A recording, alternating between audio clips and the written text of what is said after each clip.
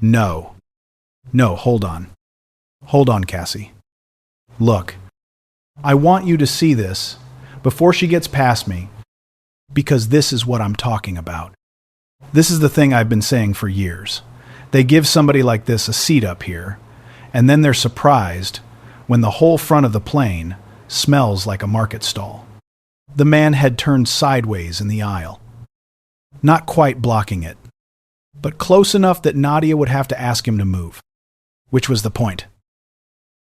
Which was always the point, the specific architecture of a contempt that wanted to be the obstacle so it could perform magnanimity when it moved.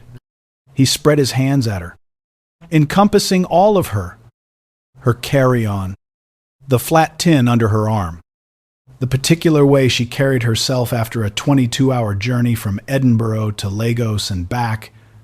Go ahead. Tell me I'm wrong. Market stall. I can smell it from here. Whatever you've been cooking, sweetheart, cook it somewhere that's not my row. Nadia Osei Mensah looked at him for exactly 1 second. She said, "You're in the aisle." He made a show of stepping back, the magnanimous obstacle completing its performance. She walked past him. She put the carry-on in the overhead. She sat down in 4A, the window seat. The seat she always booked for long flights because the window gave her somewhere to look when she needed to look somewhere. She put the flat tin on her lap, the way she always did at the start of long flights. The same way her mother put her hands in her lap in church, not as display, just as the specific physical fact of having something that mattered close to her. She looked out the window at Lagos, shimmering in the heat. She was not going to think about the man in 4C. She was going to think about her mother's kitchen. She was going to think about the 3 days she had just spent in it, cooking and being cooked for, and arguing gently about the groundnut soup recipe that had been argued over. Gently. For 30 years, and which she was now the last keeper of, her father having been dead for 9 years. She was going to think about the smell of his kitchen, which was not a market stall, her father's kitchen, where she had learned everything she knew before she knew she was learning it, and which was, in fact, the reason she was who she was and could do what she did and had the specific knowledge that she was going to need. In 4 hours and 40 minutes, when a man in row 11 stopped being able to stay awake, in 4 hours and 40 minutes, over the dark of the Sahara, a man was going to need sugar in a specific form at a specific speed. And a pastry chef was going to be the only person in the sealed tube of this airplane who understood that glucagon was not the first intervention, and that the first intervention was sitting in her carry-on in a case that smelled of the kitchen her father had built. But we're getting ahead of things. To understand what happened at 33,000 feet over North Africa that night, why a man in 11D did not die of the thing that should have killed him on a Tuesday in October, why a cabin of people who had spent 4.5 hours deciding in their comfortable silence that the woman in 4A did not belong in the forward rows, went home alive on a night when every one of them needed her to be exactly where she was. You have to go back, not 4.5 hours, 44 years.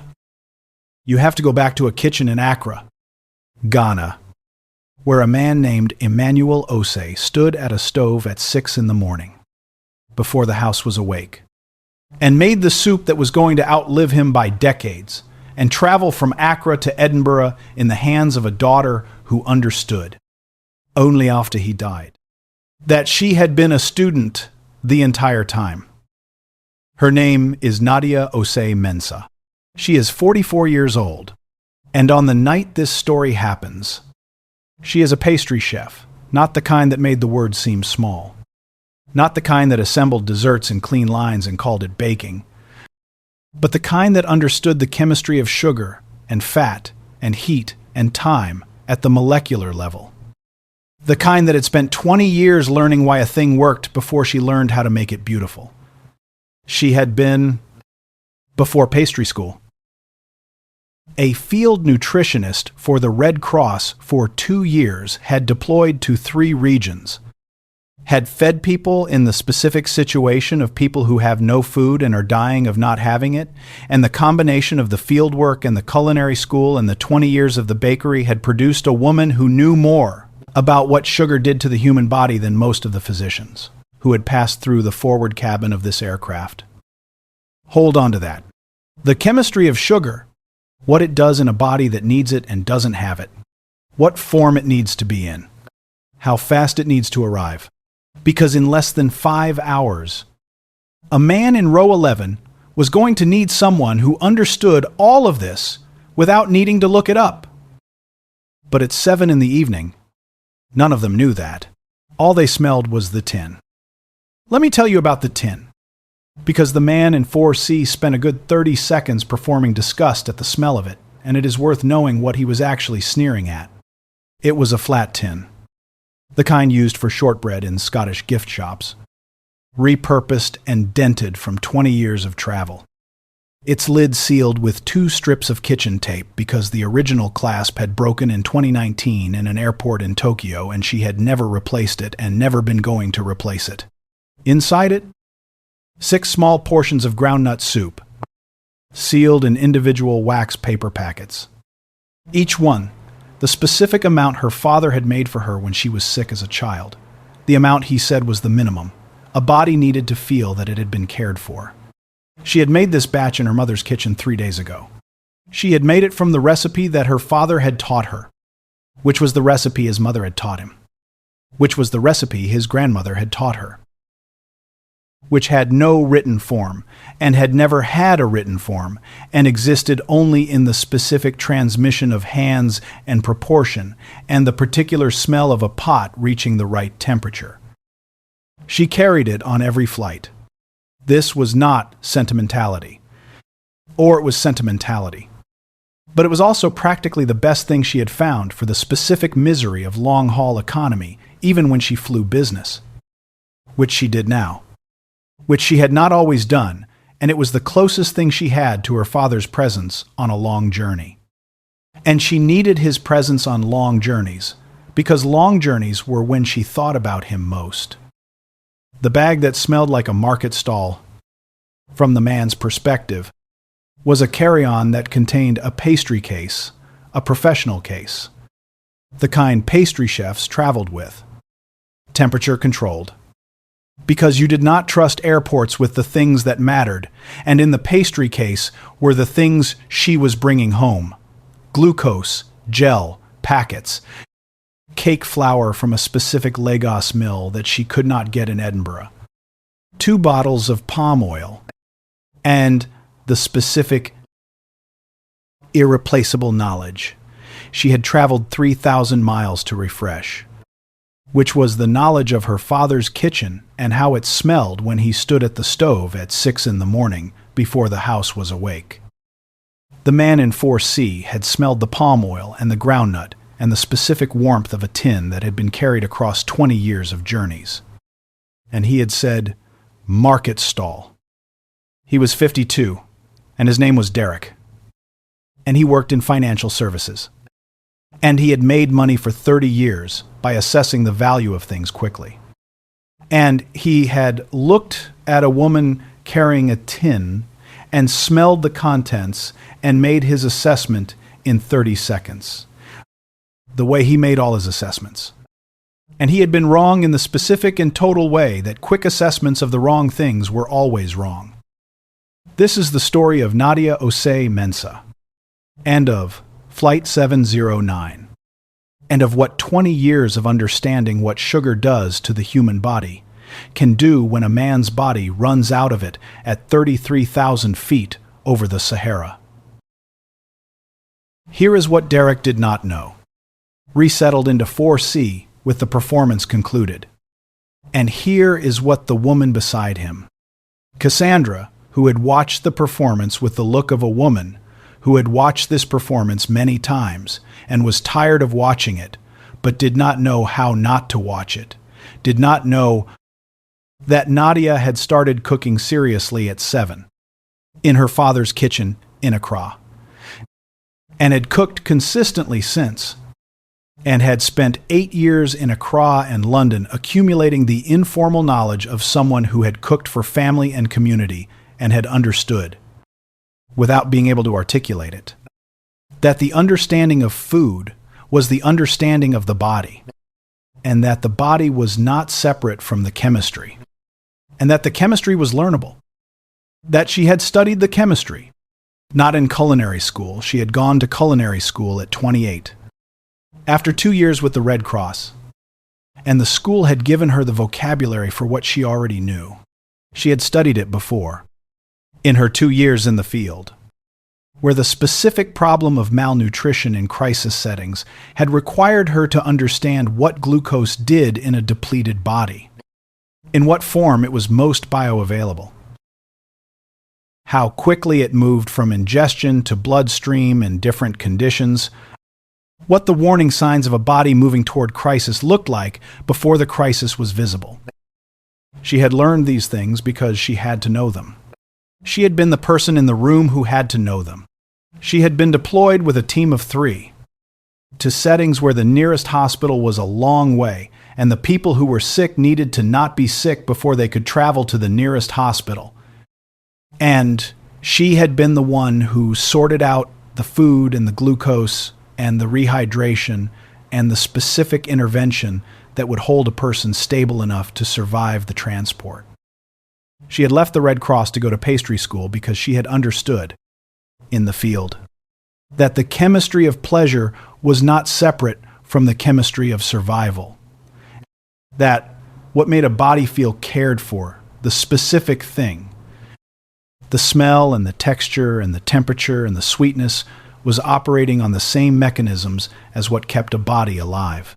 That a pastry chef and a field nutritionist were in the same business. That her father's groundnut soup and the glucose sachets in her field kit were the same intervention, performed at different points on the same continuum. She had never explained this to anyone's satisfaction. She had tried to explain it to culinary school professors, who had been interested in the food science and not the field nutrition. She had tried to explain it to Red Cross colleagues, who had been interested in the field nutrition and not the food science. She had written a long piece about it for an Edinburgh food magazine 3 years ago that had been well received and had not changed anyone's mind about anything. She understood it. It was enough that she understood it. She was going to need to use it in 4 hours. She did not know this. She opened the tin and ate one of the groundnut soup portions, which she always did in the first hour of a long flight, because the first hour was when the longing for her father was sharpest, and the soup was the closest she had found to his specific presence. She ate it and looked out the window at Lagos receding, and she thought about the kitchen and the 6 in the morning and the smell of a pot reaching the right temperature. She thought about the James Beard Award, which she had accepted 3 weeks ago in New York, which was the thing that had made the Lagos visit possible. The award had given her enough leverage to take 3 weeks away from the bakery, for the first time in 4 years, which was too long, which she had known was too long and had kept not fixing. She had stood at the podium in New York and said the thing she always said when she was given an award, which was that she was accepting it on behalf of her father's kitchen. And she had meant it in the specific way she always meant it, that the kitchen had been the first school, and that the first school was the one you were always in. She finished the soup. She put the lid back on the tin. She looked out at the darkening sky over the Gulf of Guinea and thought about nothing specific, which was what she did on the first hour of long flights, when the goodbyes were fresh and the arrivals were still far away. The man in Dirt Sea Derrick, the financial services man. The 32nd assessor had ordered wine, then a second, and had told Cassie about his week in Lagos, which had involved the meetings he had told her about and also a situation with a colleague that he described as times frustrating times, and that she received with the expression of a woman who had been receiving his frustrations for a long time. He had not looked at the woman in 4A since the aisle situation. He did not intend to look at her. He had filed her in the category he filed things he had assessed and moved on from. And he was not going to take her back out of the file. The senior flight attendant, a woman named Gloria Ofori 48, 23 years in the air, Ghanaian herself, who had been at the boarding area for the aisle situation, and who had watched all of it and had said nothing. Because the aisle situation had resolved itself with the specific efficiency of a situation handled by someone who did not need assistance, came to row 4 during the meal service and said, "To Nadia, the tin. Is that groundnut soup?" "My father's recipe," Nadia said. Gloria looked at the tin for a moment. She said, "My mother made it with tomatoes." "Is that how your father made it?" "He made it with dried shrimp," Nadia said, "which people either love or don't." Gloria said, "I love it." She was not performing warmth. She was a 23-year Ghanaian flight attendant who had smelled groundnut soup in the tin of a Ghanaian passenger and was having the specific interaction that Ghanaians had with each other in foreign places and at altitude. "Where are you from?" "My father was from Kumasi. My mother's Accra." "And you?" "Edinburgh now," Nadia said. 20 years. Gloria said, "You're the chef. The one who won the award." "I am." "My daughter follows your bakery on Instagram. She talks about your croissants like they're a medical intervention." Nadia smiled. "They're meant to feel that way." Gloria moved on. Derek, in Patru, had heard all of this, and had not looked up, and had not said anything, and had the specific expression of a man who was choosing not to process the information he had just received, because processing it would require him to revise something, and revision was not how his system worked. From 5A, 1 row back and across the aisle, Kofi Agyemang, 61, a Ghanaian architect returning from a conference, who had also been at the boarding and had watched the aisle situation and the tin and Gloria's greeting, and who was now doing what he always did when he had seen something that needed thinking about, which was look out the window and think about it. He was not going to say anything right now. He was going to say something later. At the specific moment when something could be said that would be useful and not before, he had learned when to speak and when not to speak from 40 years of architecture, from the specific discipline of knowing that a structure needed time to settle before you assessed it, that the thing that looked unstable often was not, and that the thing that looked settled was sometimes the one about to give. He was going to speak later. He was right to wait. The man in 11D was named Andrew. He was 46, white British, a civil servant traveling to Edinburgh for a conference. He had type 1 diabetes and had been managing it for 31 years and was very good at managing it, and had the specific overconfidence of someone who had been very good at managing something for a long time. He had eaten less than usual at dinner, because the airline food was not good and he had not been hungry. And he had calibrated his insulin accordingly. Or he had thought he had calibrated it accordingly. And the calibration had been slightly off. And the slightly off was the kind of slightly off that 31 years of management had made him less careful about than the early years, when he had been afraid and the fear had kept him precise. He was not afraid anymore. He would be afraid later, in the specific retrospective fear of a person who understands, after the danger is past, exactly how close it came.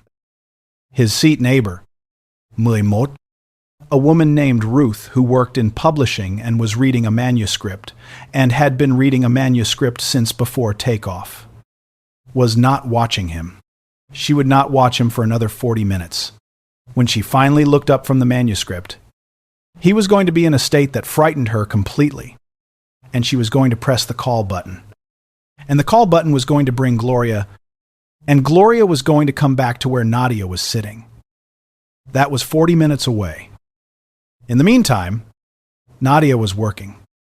She had taken out the notebook she traveled with, not a pastry notebook, not a recipe notebook, a plain one, the kind she had used since culinary school, in which she kept everything that was not a recipe and was also not a recipe.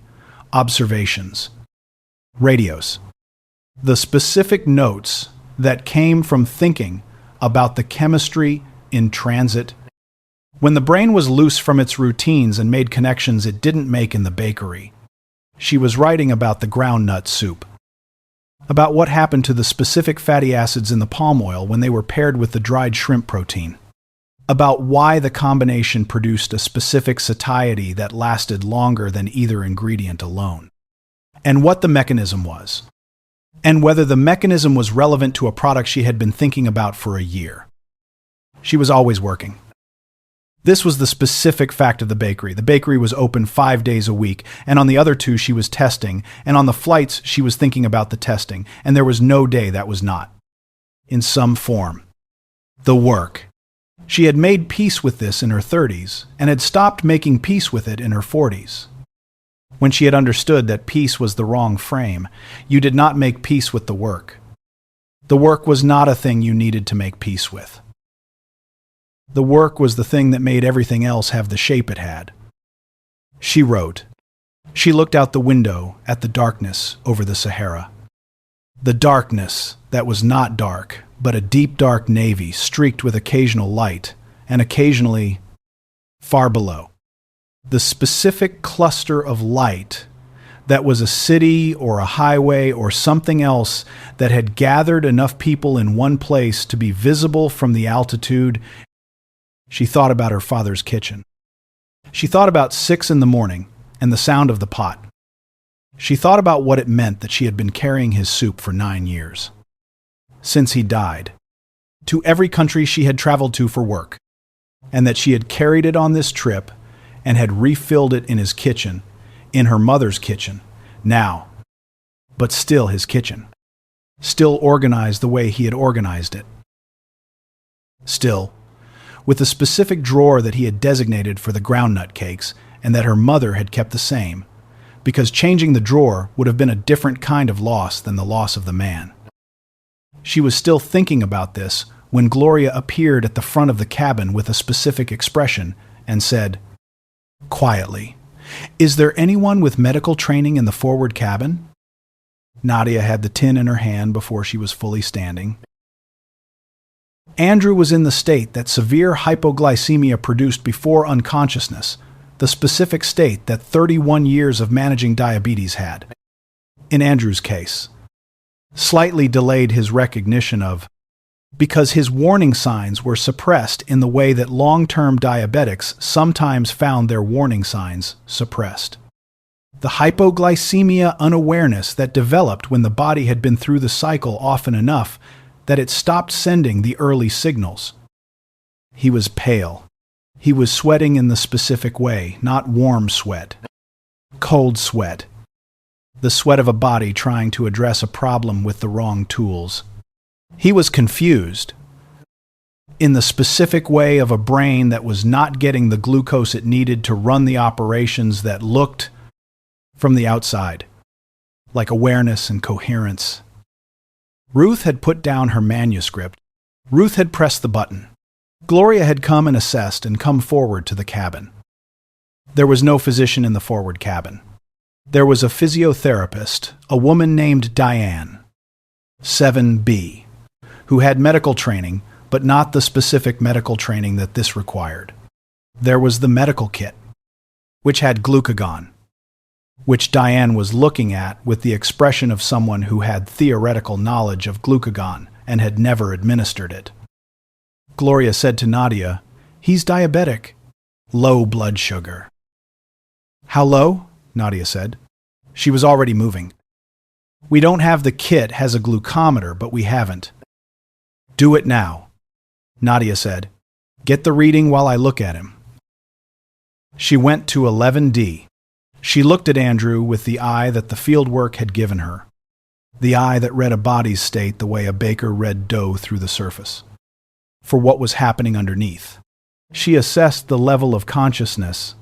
She assessed the sweat, the pallor, the specific responsiveness. She put her hand on his arm and said, "Andrew, my name is Nadia. I'm here. Can you hear me?" He made a sound. "Good. Stay with me." Gloria came back with the glucometer reading. The number told Nadia what she needed to know. This was beyond the range where you waited for a physician's direction. This was the range where you acted. She said to Gloria, "Hold the glucagon." That's the second intervention. First intervention is glucose by mouth, if he can swallow. Can he swallow? She checked. He could. Barely the swallow reflex was present. This was the window. Once that window closed, the glucagon became necessary, and administering glucagon in the air, without monitoring, was possible but harder.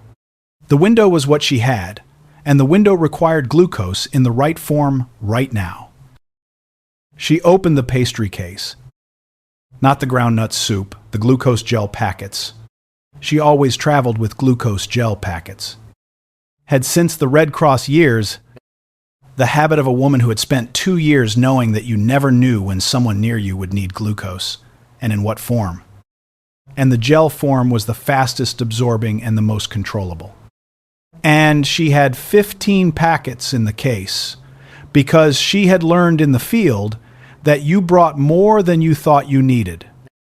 She said to Diane, who was beside her, "Hold his head. Angle it slightly forward, not back forward. If he aspirates this, it becomes a different problem." Diane held. Nadia administered the glucose, slowly, in the specific small amounts that the field experience had taught her, not all at once, which could produce a shock in the opposite direction, but the specific titratable dose, watching, waiting for the body's response, adjusting. She waited. She talked to Andrew throughout, not about the glucose. She did not say, "You're getting glucose now," because that information was not what his brain needed in this moment. His brain needed a calm voice that knew what it was doing. She had learned this in the field, that the calm voice was itself an intervention, that the body responded to the presence of someone who was not afraid, that fear in the room was a variable that changed outcomes. She was not afraid. She was working. The work was familiar. The chemistry was what it was. And she knew the chemistry. And Andrew's body was going to respond to the chemistry the way bodies responded to the chemistry.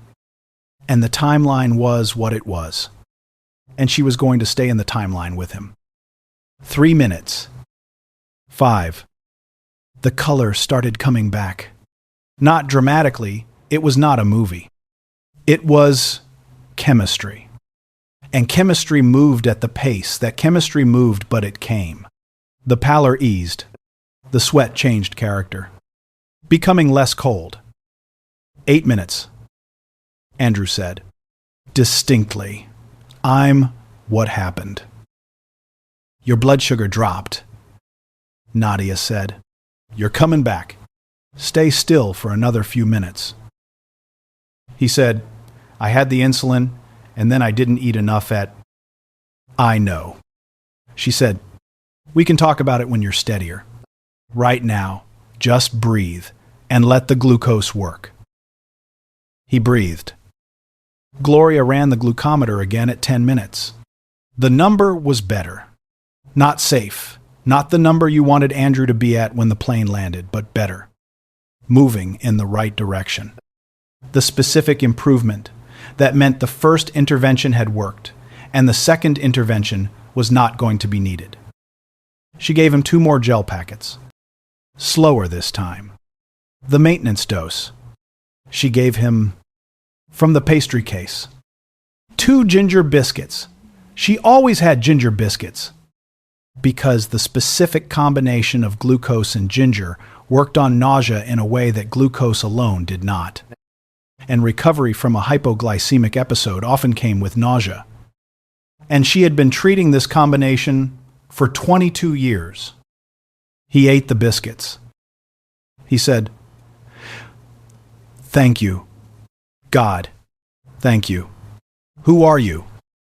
"Nadia," she said. "I'm a pastry chef.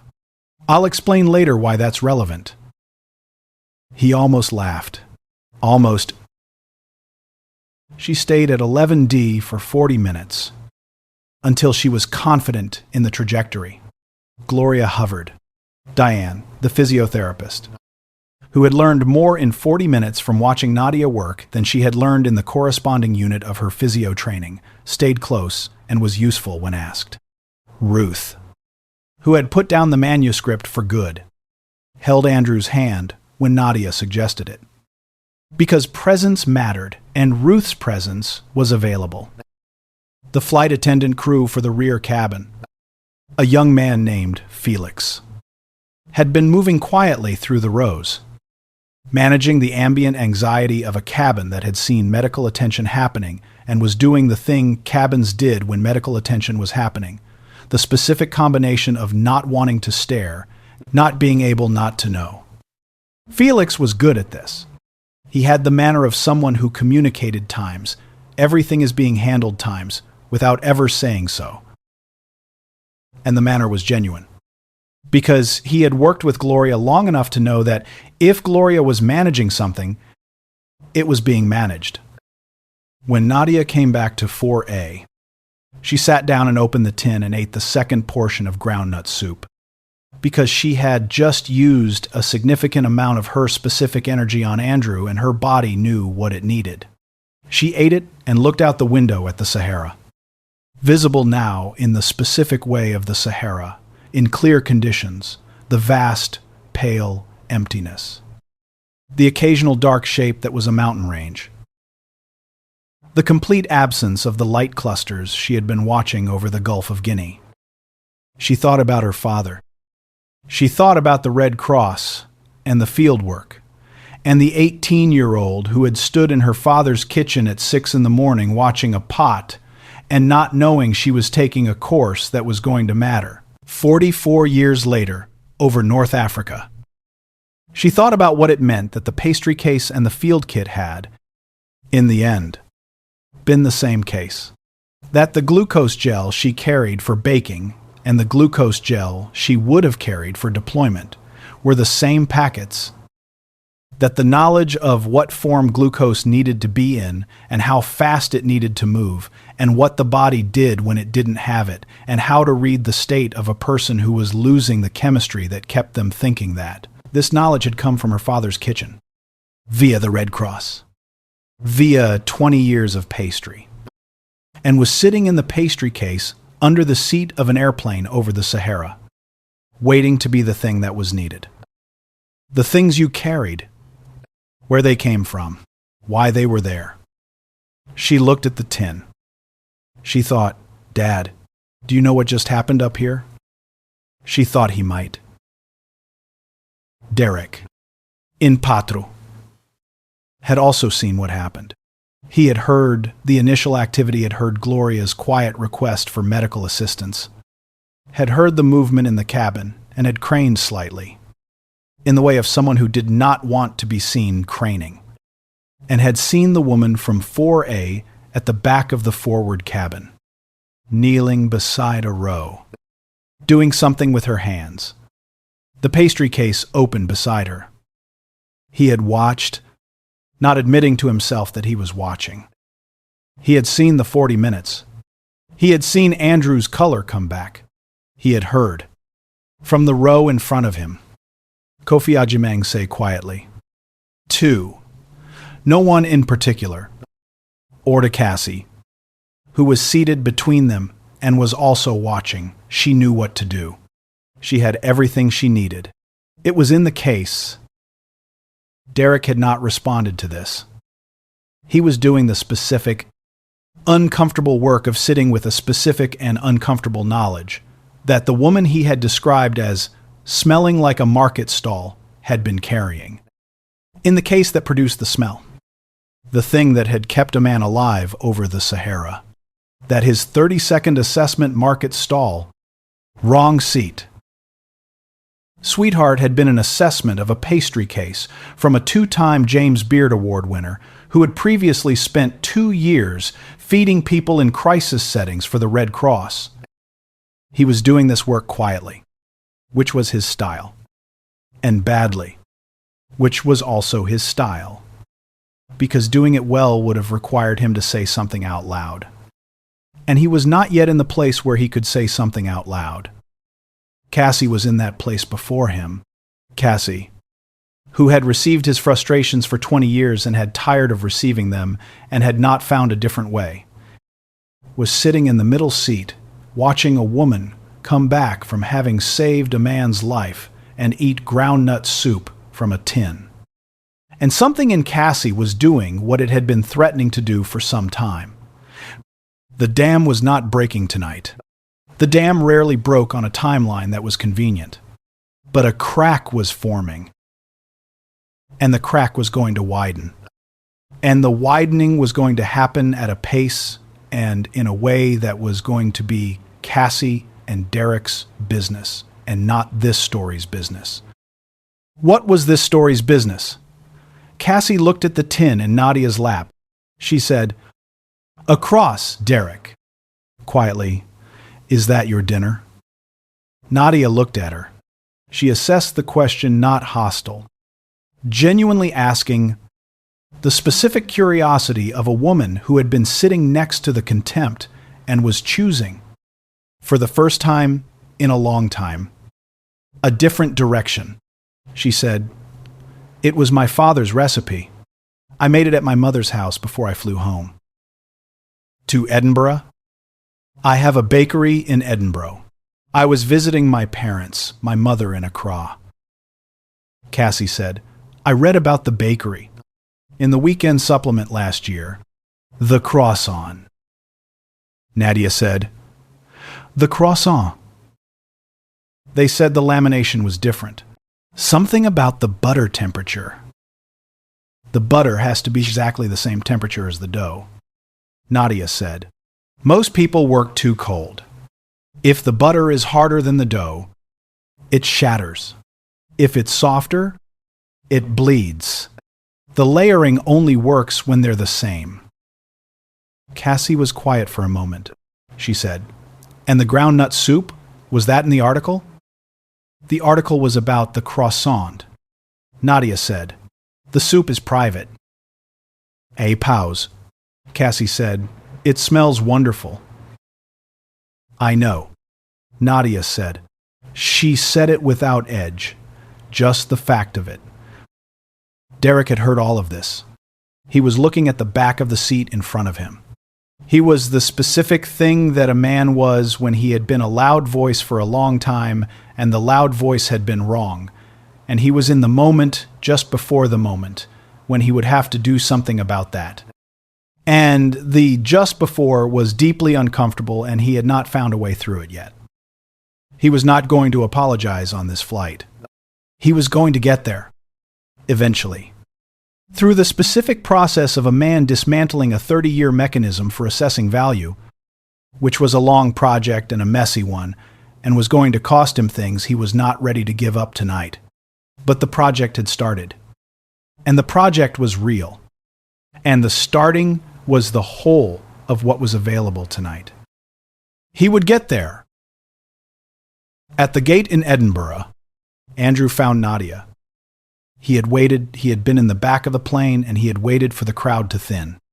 Because the conversation he wanted to have was not a crowd conversation. He found her by the baggage carousel. He looked considerably better than he had looked at 33. 000 feet over the Sahara. He had the specific sheepish quality of a man who had been dangerous to himself and knew it, and was going to have to think hard about that. He said, "I owe you a real thank you. I've been trying to figure out what to say since the Sahara." "You don't need to figure out anything," Nadia said. "A pastry chef," he said. Gloria told me. "A pastry chef with glucose gel in her travel case." "I was a field nutritionist before culinary school," she said. "The habits don't go away."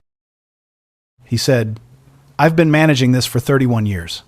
I got complacent." "You got experienced," she said. "It's easy to confuse the two." He said, "I need to be more careful." "Yes," she said, without softening it, because softening it would have been doing him a disservice. "You do." He looked at her. He said, Is there a way to say thank you that's appropriate? I know that sounds like a strange question." She said, "Come to the bakery. Not for free. Come as a customer. If you're in Edinburgh, come on a Wednesday. Wednesdays when I'm in the kitchen." He said, "Wednesday." He wrote it in his phone. "What's the bakery called?" She told him. She watched him write it down. She thought, he's going to come. He has the specific quality of a man who writes things down because he is going to do them. She was right. He came on a Wednesday. 3 weeks later, he ate a croissant, the specific croissant, the one that the article had been about, the one with the lamination at exactly the right temperature, and he ate it, and he said, "I understand now why the article called it a medical intervention." Nadia said, "How are your levels?" "Better," he said. "I'm taking it more seriously." "Good," she said. He left. She went back to the kitchen. Kofi Agyemang, the architect from 5A, had been in Edinburgh before, was in Edinburgh now, was going to be in Edinburgh for the week. He looked up the bakery. He went on a Thursday. He was not there for the croissants, which were remarkable. Or not primarily. He was there because he had watched something happen on a flight and had not yet said the thing he had been waiting to say. And the bakery was where the person was who needed to hear it. He sat at one of the small tables by the window. He ordered coffee and a slice of the palm butter cake, which was not on the regular menu, but which one of the counter staff said was sometimes there on Thursdays when Nadia had been experimenting. He ate the palm butter cake, which was the specific thing that a person ate when they understood that a baker was doing something that was not only pastry, but was a theory of what food was for and where it came from and what it carried. Nadia came out of the kitchen for a moment, and he caught her eye, and she recognized him from the flight, from the row behind, the man who had watched all of it. He said, "The man in 4C. On the flight, he was wrong. And you knew he was wrong. And you did the work anyway. I wanted to say that I saw it. And that what you did for the man in row 11 was the finest thing I watched happen on an airplane in 40 years of flying. That's all." He paused. "And the palm butter cake is extraordinary." Nadia looked at him. She said, "Thank you, for the cake and for the other thing." He said, "Your father's recipe?" She said, "The soup is his. The cake is mine, but it starts from the same place." He nodded.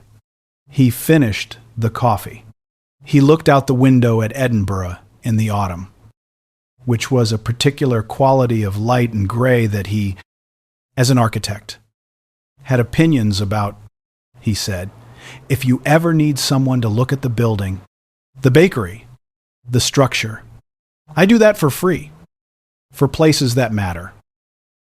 She said, "The building is fine. It will always need something eventually." He said, "When it does."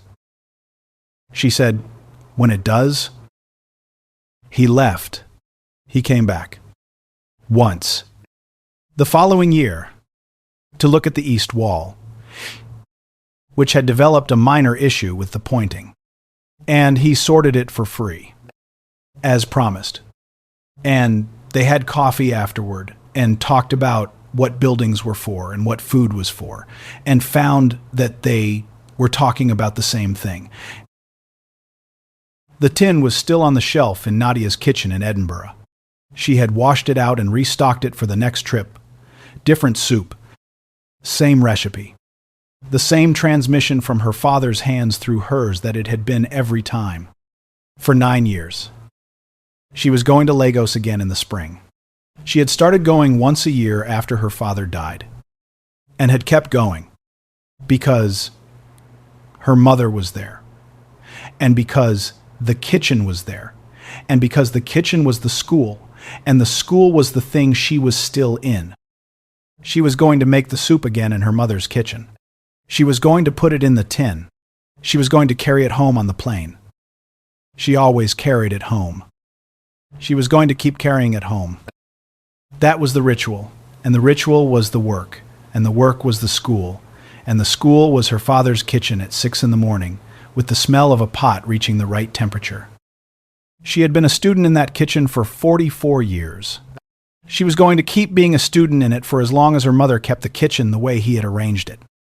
And after that, she was going to be a student in the kitchen in Edinburgh, where she had rearranged things to be almost the same. Not quite. Because not quite was the honest version. You did not replicate the original. You carried it forward in your own hands, and your hands were your own hands, and the carrying was what you were. She turned off the kitchen light. She went upstairs. She had a bakery to open in the morning. She was going to open it. She was always going to open it.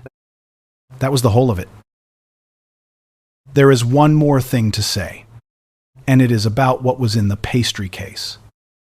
People who are not pastry chefs do not understand what a pastry case contains, and they do not need to. But it is worth understanding what this specific case contained on this specific flight, because what it contained is the story. It contained a temperature-controlled interior, set to the exact temperature at which butter and dough became the same thing. Because the lamination that Nadia was famous for required the chemistry to be correct before the artistry was possible. It contained the Lagos flour, which was different from the Edinburgh flour, in the specific ways that flour differed by region, the gluten content, the absorption rate, the particular texture that came from the soil and the processing, and the specific hands that had harvested and milled it. It contained the palm oil and the glucose gel packets and the ginger biscuits and the tin. What the tin contained has been told. What the case as a whole contained was a theory, not a pastry theory, or not only a pastry theory. The theory was this, that the chemistry of sustaining life and the chemistry of giving pleasure were the same chemistry, operating on the same mechanisms, differing only in the degree of pleasure the delivery provided. That glucose was glucose. Whether it arrived in a gel packet administered by a woman with field experience, or in a palm butter cake served at a table by a window in Edinburgh on a Thursday. That her father's kitchen and the Red Cross field kit were two applications of the same understanding. She had spent 20 years trying to explain this. She had stopped trying to explain it and had started trying to demonstrate it. The demonstration was the bakery. The bakery was a place that sustained and gave pleasure simultaneously, that operated on the theory without advertising it, that proved itself by its own existence. People came in for the croissants and went out sustained. And the sustaining was not the croissants and was also entirely the croissants. The glucose gel packets in the pastry case were not incongruous. They were the most honest expression of the theory. They were what the bakery looked like when there was no table and no presentation and no croissant. When the delivery had to be stripped down to the chemistry and the care, which was what it was made of, which was what it had always been made of. She had learned this from her father. He had stood at the stove at 6 in the morning and made the soup and fed his family. Not because feeding was separate from caring, but because feeding was the form that caring took in his hands. The caring was the ingredient. It was in the proportion of the dried shrimp to the groundnut, and in the timing of the palm oil, and in the specific temperature of the pot that she could now smell from 44 years of memory. Could smell in her sleep. Could smell in 4A over the Sahara at 33,000 feet when she opened the tin and ate the second portion, and thought about his kitchen and what it had been teaching her. It had been teaching her that you gave people what they needed. You gave it in the form that worked. You knew the form that worked because you understood the chemistry. And you understood the chemistry because you had paid attention to the kitchen. And you had paid attention to the kitchen because you had been in it. And you had been in it because he had made it a place where being in it was an education. That was the whole lineage. From his hands to hers, from the soup to the croissant to the glucose gel at Trent Traw. 0, 0, 0 feet. The lineage was in the tin. She carried the tin everywhere. She was going to keep carrying it everywhere. The bakery is open Wednesday through Sunday, 7 in the morning until sold out, which is usually around noon. On Wednesday, Nadia is in the kitchen, which is where she prefers to be. She is at the bench from 6, when the city is still dark and the kitchen is lit, and the smell of butter reaching the right temperature begins its specific instruction, which is the same instruction and the same smell that her father's kitchen gave her at 6 in the morning. 44 years ago. Different continent. Different pot. Different recipe. Same school. She is always in the school. She has understood for a long time that you do not leave the school. You carry it with you in the specific form of what the school gave you, and you apply it. And the applying is the education continuing. She applies it on Wednesdays. She applies it in Oslo and Lagos and Edinburgh, and on the airplanes between them. She applied it on the Sahara at 33,000 feet when she opened the pastry case and took out the glucose gel and administered it in the right form at the right speed to the right person who needed it. The right form, the right speed, the right person. That was always the question. What did this body need? What form did it need it in? How fast? She had been asking this question for 44 years. In kitchens and field stations and airplane aisles. And the answer was always the same category of answer. Even when the specific answer changed, you give what you have.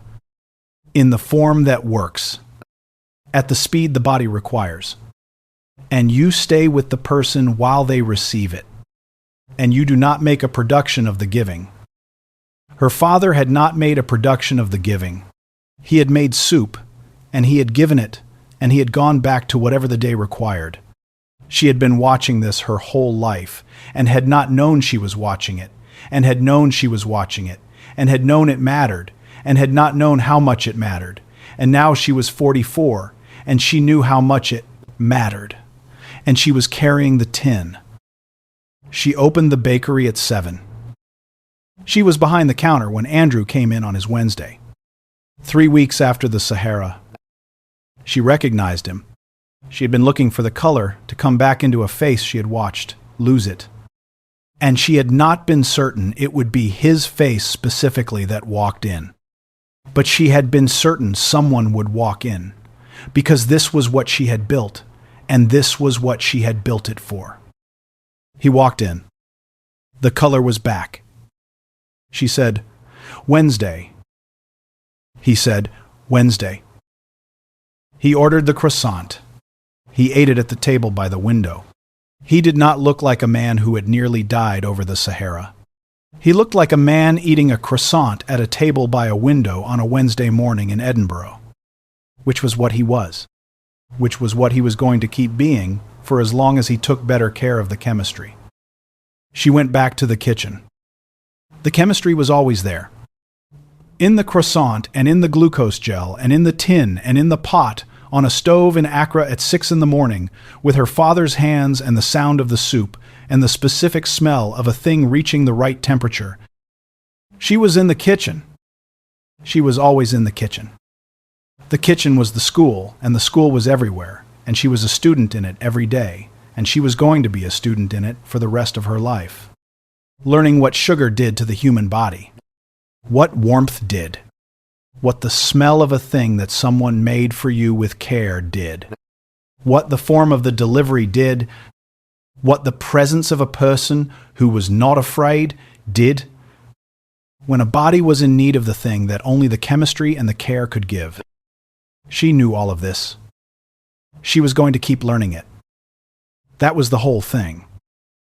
That was everything. That was enough. Emmanuel Osei's groundnut soup recipe has no written form. It has never had a written form. It exists in the specific transmission of hands, his grandmother's hands, to his mother's hands, to his hands, to his daughter's hands, and in her hands to the bakery and the tin and the field kit and the airplane aisle over the Sahara. It is not going to be written down. Nadia has decided this. The writing down would be a different kind of thing, a different relationship between the recipe and the person who uses it. And she does not want a different relationship.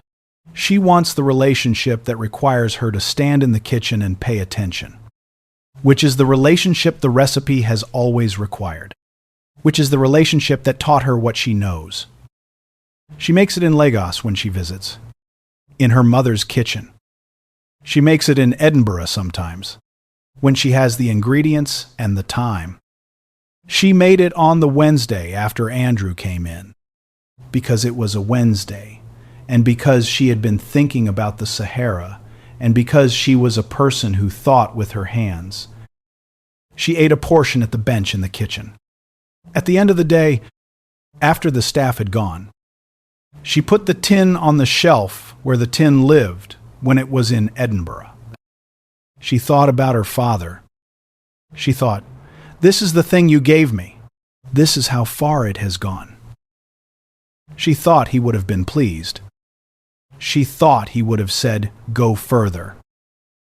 She was going further. She was always going further. That was the work, and the work was the school, and the school was his kitchen, and his kitchen was everywhere she went. In the tin and in the glucose gel and in the lamination at exactly the right temperature. And she was in it. And she was always going to be in it. And that was the whole thing. That was everything. That was enough. There is a specific kind of knowledge that lives in a body rather than a mind. You cannot look it up.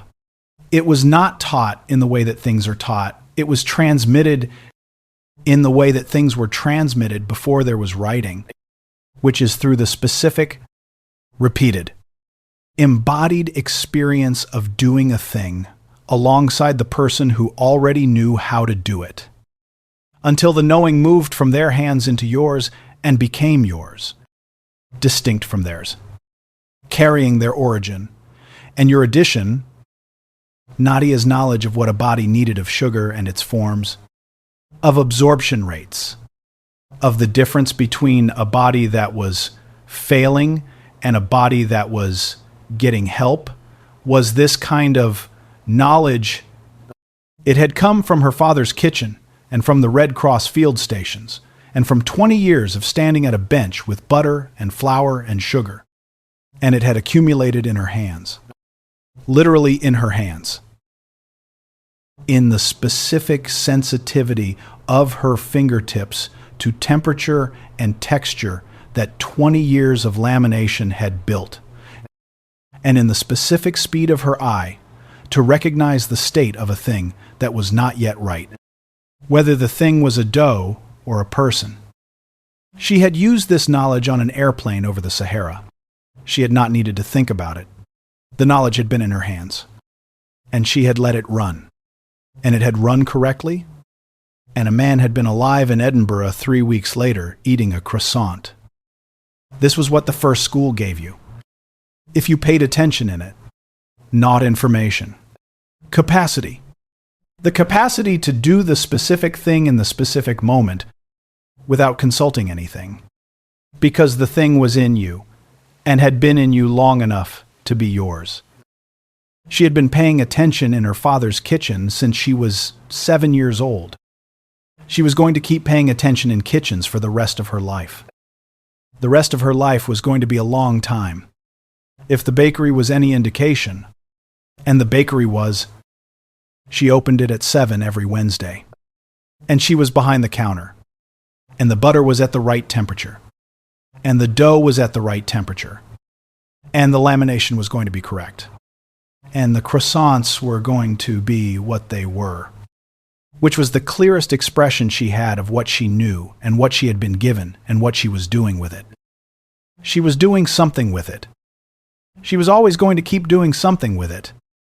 The knowledge traveled in the tin and the pastry case and the glucose gel and the specific temperature of butter and the laminated layers and the croissants and the patients who became customers and the customers who became something more than customers, which was people who had been in a room where someone knew what to do. She knew what to do. She had been learning it her whole life. She was going to keep learning it. She was going to keep doing it. Every Wednesday. Every flight. Every kitchen. Always. That was the whole of it. That was everything. Gloria Ofori filed the incident report, as she always filed incident reports, with the specific care of someone who understood that reports were the difference between a lesson learned once and a lesson available to every crew who came after. She wrote, "Passenger in 4A. Ose Mensa. N. Identified hypoglycemic passenger in 11D approximately 40 minutes before presentation would have become critical. Passenger has background in field nutrition, Red Cross. 2 years, and provided first-line glucose intervention using appropriate materials from carry-on. Intervention was successful. Medical diversion was not required. Passenger demonstrated correct protocol for oral glucose administration in a patient with preserved swallow reflex, including correct dosing and monitoring of response. Recommend this case be reviewed for crew training materials on lay bystander intervention." The incident report went to the airline's medical affairs department. It was reviewed. It was added to the training materials as a case study. Without naming Nadia, the case study described the intervention and the outcome and the specific decision-making, because the decision-making was what was teachable, which was the first intervention for a conscious hypoglycemic patient who can swallow is oral glucose. And oral glucose in the form of gel is faster absorbing than tablet. And the administration should be slow and titratable. These were things that the training had not been clear about, because the training had been written assuming a physician would be present to make these calls, and physicians were not always present. And field-trained nutritionists with pastry cases sometimes were. The training was updated, somewhere in an airline's crew training program, in the section on diabetic emergencies. There is a case study. The case study describes a flight over the Sahara in which a passenger was identified early and managed correctly with onboard resources. The case study does not name the passenger who intervened. It does note that the intervention was identified early because the intervening passenger had visual training that allowed her to notice early signs of distress in another passenger without having been told to look for them. The note says, this outcome was made possible by a trained observer paying attention to the cabin without being asked to. This is not something that can be systematized. What can be systematized is the crew's ability to respond rapidly when a passenger brings a concern to their attention. When a passenger tells you something is wrong, the correct response is to go and look immediately. Gloria had said this in the report, in her specific plain language. The medical affairs team had incorporated it. The training had been updated. She was 51 years old and had been doing the job for 23 years, and she was going to keep doing it for as long as her knees allowed. Which was the honest assessment of a woman who had been standing and kneeling and moving through airplane aisles for 23 years. She was going to keep filing the reports. She was going to keep writing the things that were teachable in the language that made them teachable. She was going to go to the bakery on a Thursday. Eventually, she had been meaning to since the flight. She went in November. She ordered the palm butter cake, which was the Thursday special, and she ate it at the table by the window. And Nadia came out of the kitchen and saw her and sat down. And they talked for an hour about nothing that was on record, about Accra and Edinburgh and the soup and the kettle of training and the specific ongoing work of keeping people alive when they needed keeping alive and fed when they needed feeding, which was, they both understood without saying it. The same work performed in different rooms. Before Gloria left, Nadia gave her a packet of groundnut cakes wrapped, tied with string. The specific packaging of something that was going home to be eaten. Gloria took them. On the train back to her flat, she held the packet in her lap. The way Nadia held the tin, she thought about the flight, about what she had seen from the front of the cabin. A woman walk past the contempt and sit down and open her tin and be ready for whatever the flight needed. She had seen that. She was going to keep seeing it. Every flight. The specific, unremarkable miracle of a person who has done the work, carrying the work into every room they enter. Indifferent to the assessment of the room. Ready for the thing the room needs. She was going to keep seeing it and keep filing the reports. Someone had to keep the record. She was good at keeping the record. The packet of groundnut cakes was in her lap. The train moved through Edinburgh. The whole thing was enough. It was always going to be enough. The water in the scrub sink ran at 44 degrees Celsius. Exactly where Gabriel set it, every time he washed the blood of another man's mistake off his forearms. And he did not turn his head when the double doors of the surgical suite swung open behind him. You should have let the attending on call handle the shunt. Gabriel. Dr. Marcus Sterling said. The chief medical officer's tailored Italian wool trousers made a soft, dry whisking sound against the rubber floor mats as he stepped up to the adjacent sink. He didn't turn on the water. He stood with his hands in his pockets. 6 feet 2 inches of corporate polish. His gold signet ring catching the harsh fluorescent glare of the 1:15 a.m. fluorescent tubing. Harrison Thorne is a vice chair of the board. He has donated $11 million to the new pediatric wing. When his nephew spikes a fever in recovery, you don't walk into his private room, bypass his personal physician, and perform an emergency bedside ventriculostomy without clearing it through my office first. Gabriel kept his hands under the stream, the stiff bristles of the povidone brush working methodically under his fingernails. He didn't raise his voice. He had spent 14 years in the pediatric neurosurgery division at Carver Memorial, and he had learned early that shouting in a scrub room was the first sign of a man who didn't trust his own hands. His nephew had 3 minutes before the uncal herniation became irreversible. Marcus, Gabriel said. The water hissed against the stainless steel bowl. Dr. Thorne was standing at the foot of the bed, telling the nurse to increase the mannitol drip because he mistook a decerebrate posturing reflex for rigors. If I'd waited 20 seconds for your office to answer a page, that 7-year-old boy would be brain dead right now. Sterling leaned his shoulder against the tiled wall, his dark face unreadable, his eyes tracking the silver pocket watch clipped inside the chest pocket of Gabriel's scrubs, the 1944 West clocks that Gabriel's grandfather had carried through the Ardennes as a combat medic, its back casing worn smooth by 60 years of calloused thumbs. Harrison Thorne is a proud man. Gabriel, Sterling said softly. He spent 20 minutes in the hallway telling 2 board members that you were an orderly who had wandered into the executive wing without authorization. He called security. He demanded your badge, and then you walked past him, took a 10-gauge trocar from the crash cart, and saved his nephew's life in front of the people he'd just spent 20 minutes explaining you were inferior to.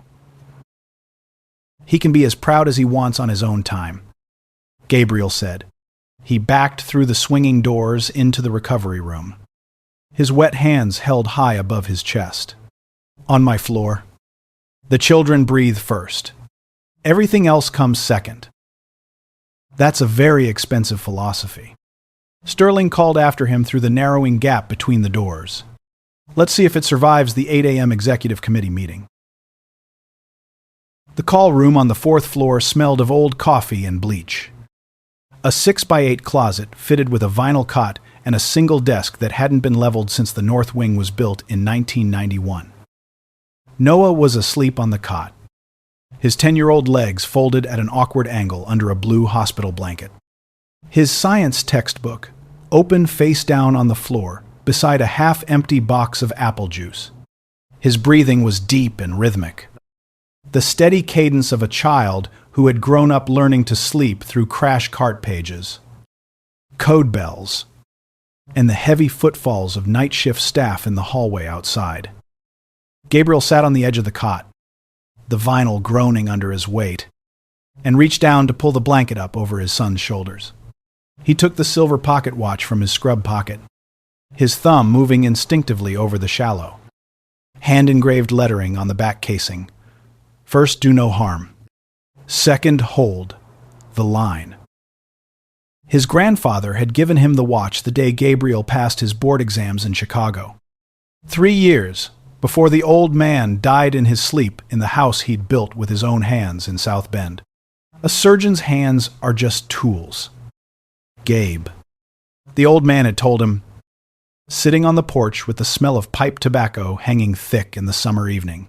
Any smart fool can learn where the arteries run. The hard part is deciding who you belong to when the people with the money tell you to look the other way. Noah stirred, his eyes opening halfway, squinting against the dim yellow light filtering through the door slat. Dad? I'm here. Buddy? Gabriel whispered. Go back to sleep. We've got 3 hours before the shift turns over. Did the boy wake up? He's awake, Gabriel said, running his hand over his son's short, coarse curls. His mom's with him now. Noah turned onto his side, his thumb hooking into the hem of his pillowcase the way he'd done since he was 3. Back when Maya was still alive, and the 3 of them lived in the 2-bedroom flat over the bakery on 63rd Street before the red light driver on Clement Avenue took her on a Thursday afternoon. Doctor, Thorne was shouting at you in the lobby before, Noah murmured, his voice thick with sleep. He said you didn't belong in the private elevators. Doctor, Thorne was mistaken, Gabriel said softly. Why doesn't he like you? Because I don't ask his permission before I do my job. Gabriel said. He kissed his son's forehead, the skin warm and smelling of cheap hospital soap. Close your eyes. Noah. The watch is ticking. Everything's where it's supposed to be.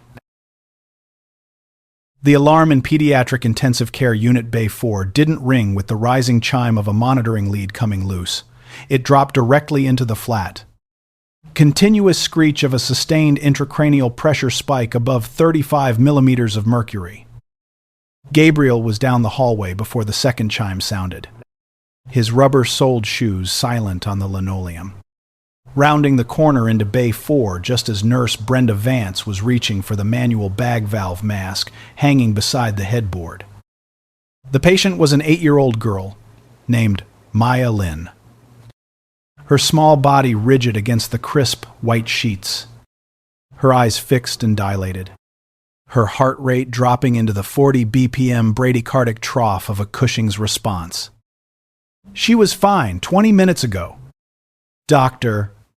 Vance, Brenda said, her voice clipped, her hands moving with the automatic precision of a 28-year veteran of the pediatric floor.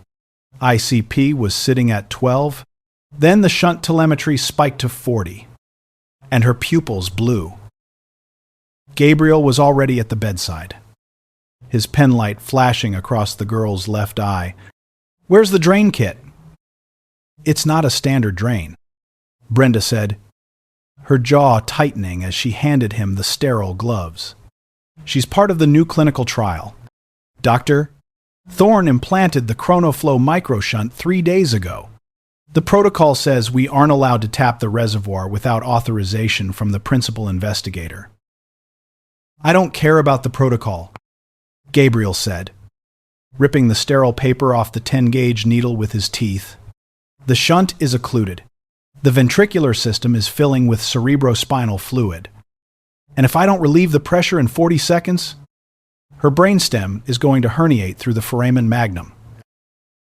He didn't wait for a local anesthetic. He swabbed the scalp behind her right ear with iodine, identified the small, palpable bulge of the shunt reservoir under the skin, and drove the needle directly into the silicone chamber at a 90-degree angle. Clear, pale fluid burst into the syringe under massive pressure, filling the 10 cc cylinder in less than 2 seconds. On the overhead monitor, the red ICP line plummeted from 38 down to 14. The girl's heart rate rebounding instantly from 42 up to 88. Maya Lynn's body relaxed against the mattress with a long, shuddering gasp. Gabriel held the syringe steady, his eyes locked on the small, clear plastic housing of the implanted shunt valve, visible under the skin.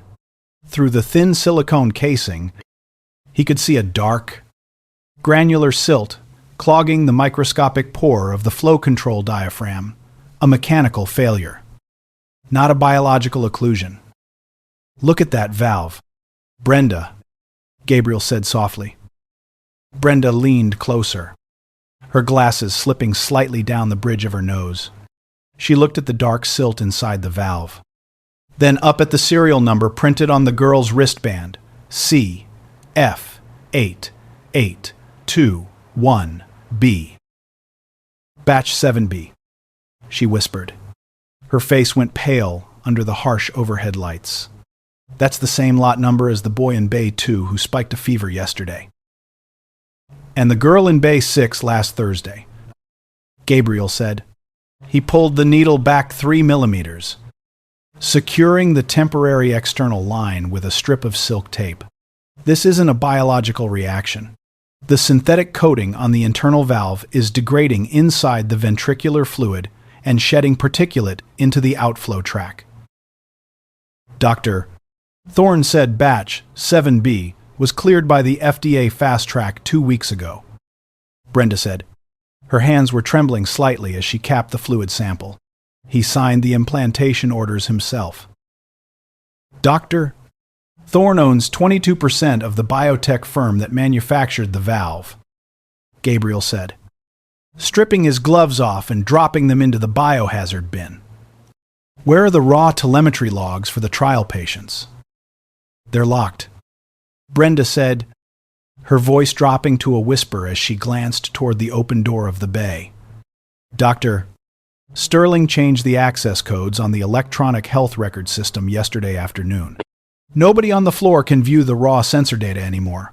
Only the aggregated summary reports his office generates. The supply vault in the basement of the north wing was 20 degrees colder than the patient floors.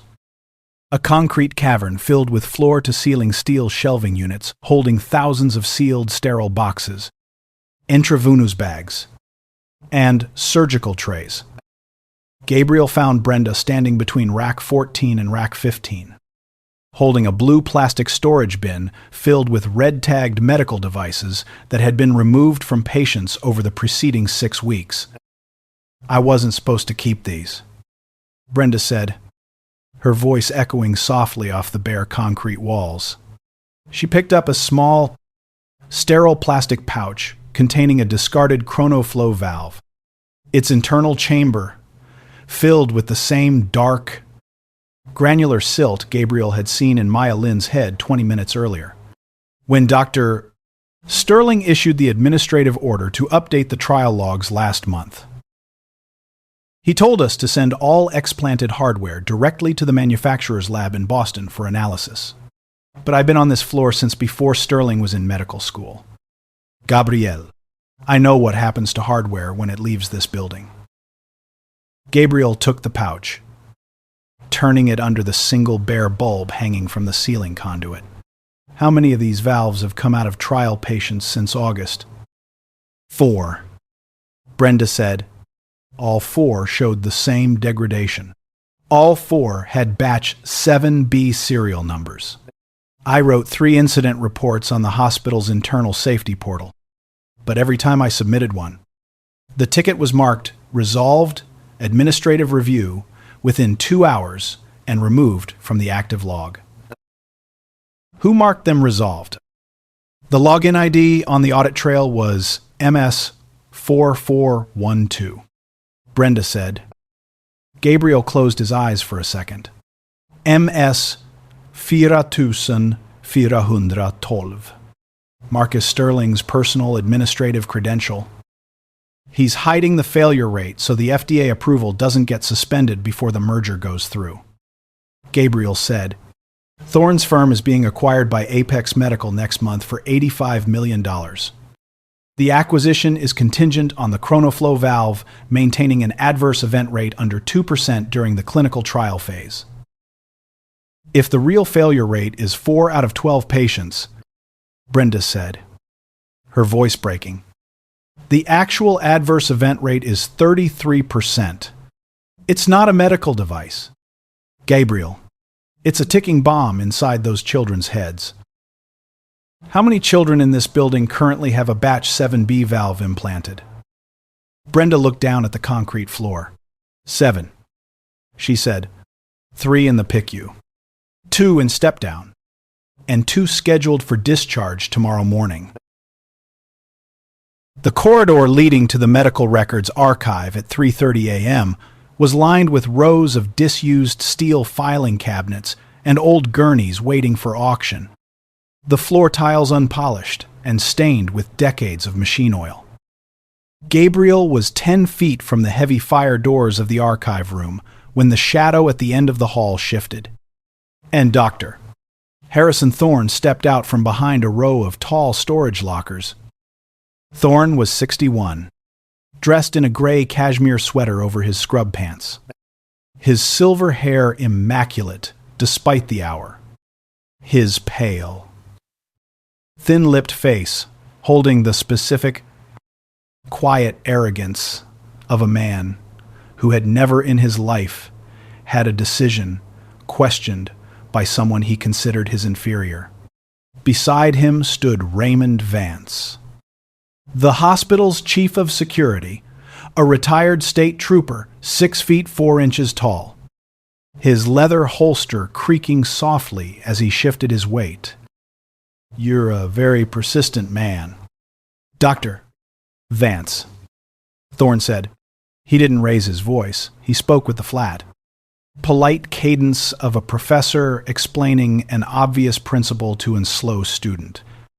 A less experienced surgeon might have accepted that a complex clinical trial involves a certain statistical noise, but you insist on poking around in the basement at 3 a.m. like a man looking for trouble. Gabriel stopped 5 feet from them, his hand resting inside his scrub pocket. his thumb pressed against the cold silver casing of his grandfather's watch. The batch 7B valve is shedding synthetic polymer into the ventricular system. Harrison, Gabriel said. Maya Lin almost died tonight because the outflow port was completely blocked by degraded coating. Maya Lin is an 8-year-old child with a terminal grade 4 astrocytoma, Thorne said, stepping closer, his voice dropping into a intimate, condescending whisper. Her life expectancy without the trial protocol was less than 6 months. The chronoflow valve is a revolutionary technology that will save thousands of children over the next decade. If a single manufacturing lot shows a minor coating instability in 4% of test cases, that is an engineering problem to be refined in the next iteration, not a scandal to be dragged through the local newspapers by a junior attending with a savior complex. 33% isn't 4%, Harrison, Gabriel said. And those 7 children upstairs aren't statistical noise. They're patients in my hospital. This isn't your hospital, Gabriel, Thorne said softly. He reached out, his manicured index finger tapping Gabriel's chest badge, right over his name and title. You are an employee here, an employee whose continuation on the surgical staff is reviewed annually by the executive committee. The committee meets at 8 o'clock this morning. If you walk into that room with anything other than a signed endorsement of the trial's progress, I will personally ensure that your medical license is suspended for gross insubordination and unauthorized surgical intervention. Gabriel didn't flinch. Is that all? Thorne smiled a cold, thin expression that didn't reach his eyes. No. Gabriel. That isn't all. Mister, Vance here tells me that your 10-year-old son has been sleeping in the 4th floor call room 3 nights a week because you can't afford private overnight childcare on your salary. The State Department of Child and Family Services takes a very dim view of hospital staff housing minor children in active clinical areas without authorization. It would be a terrible tragedy if an anonymous report resulted in Noah being placed in temporary state custody while an investigation is conducted. The air in the hallway seemed to drop 10 degrees. Gabriel took 1 step forward, his chest inches from Thorne's cashmere sweater, his shadow looming over the older man in the dim yellow light.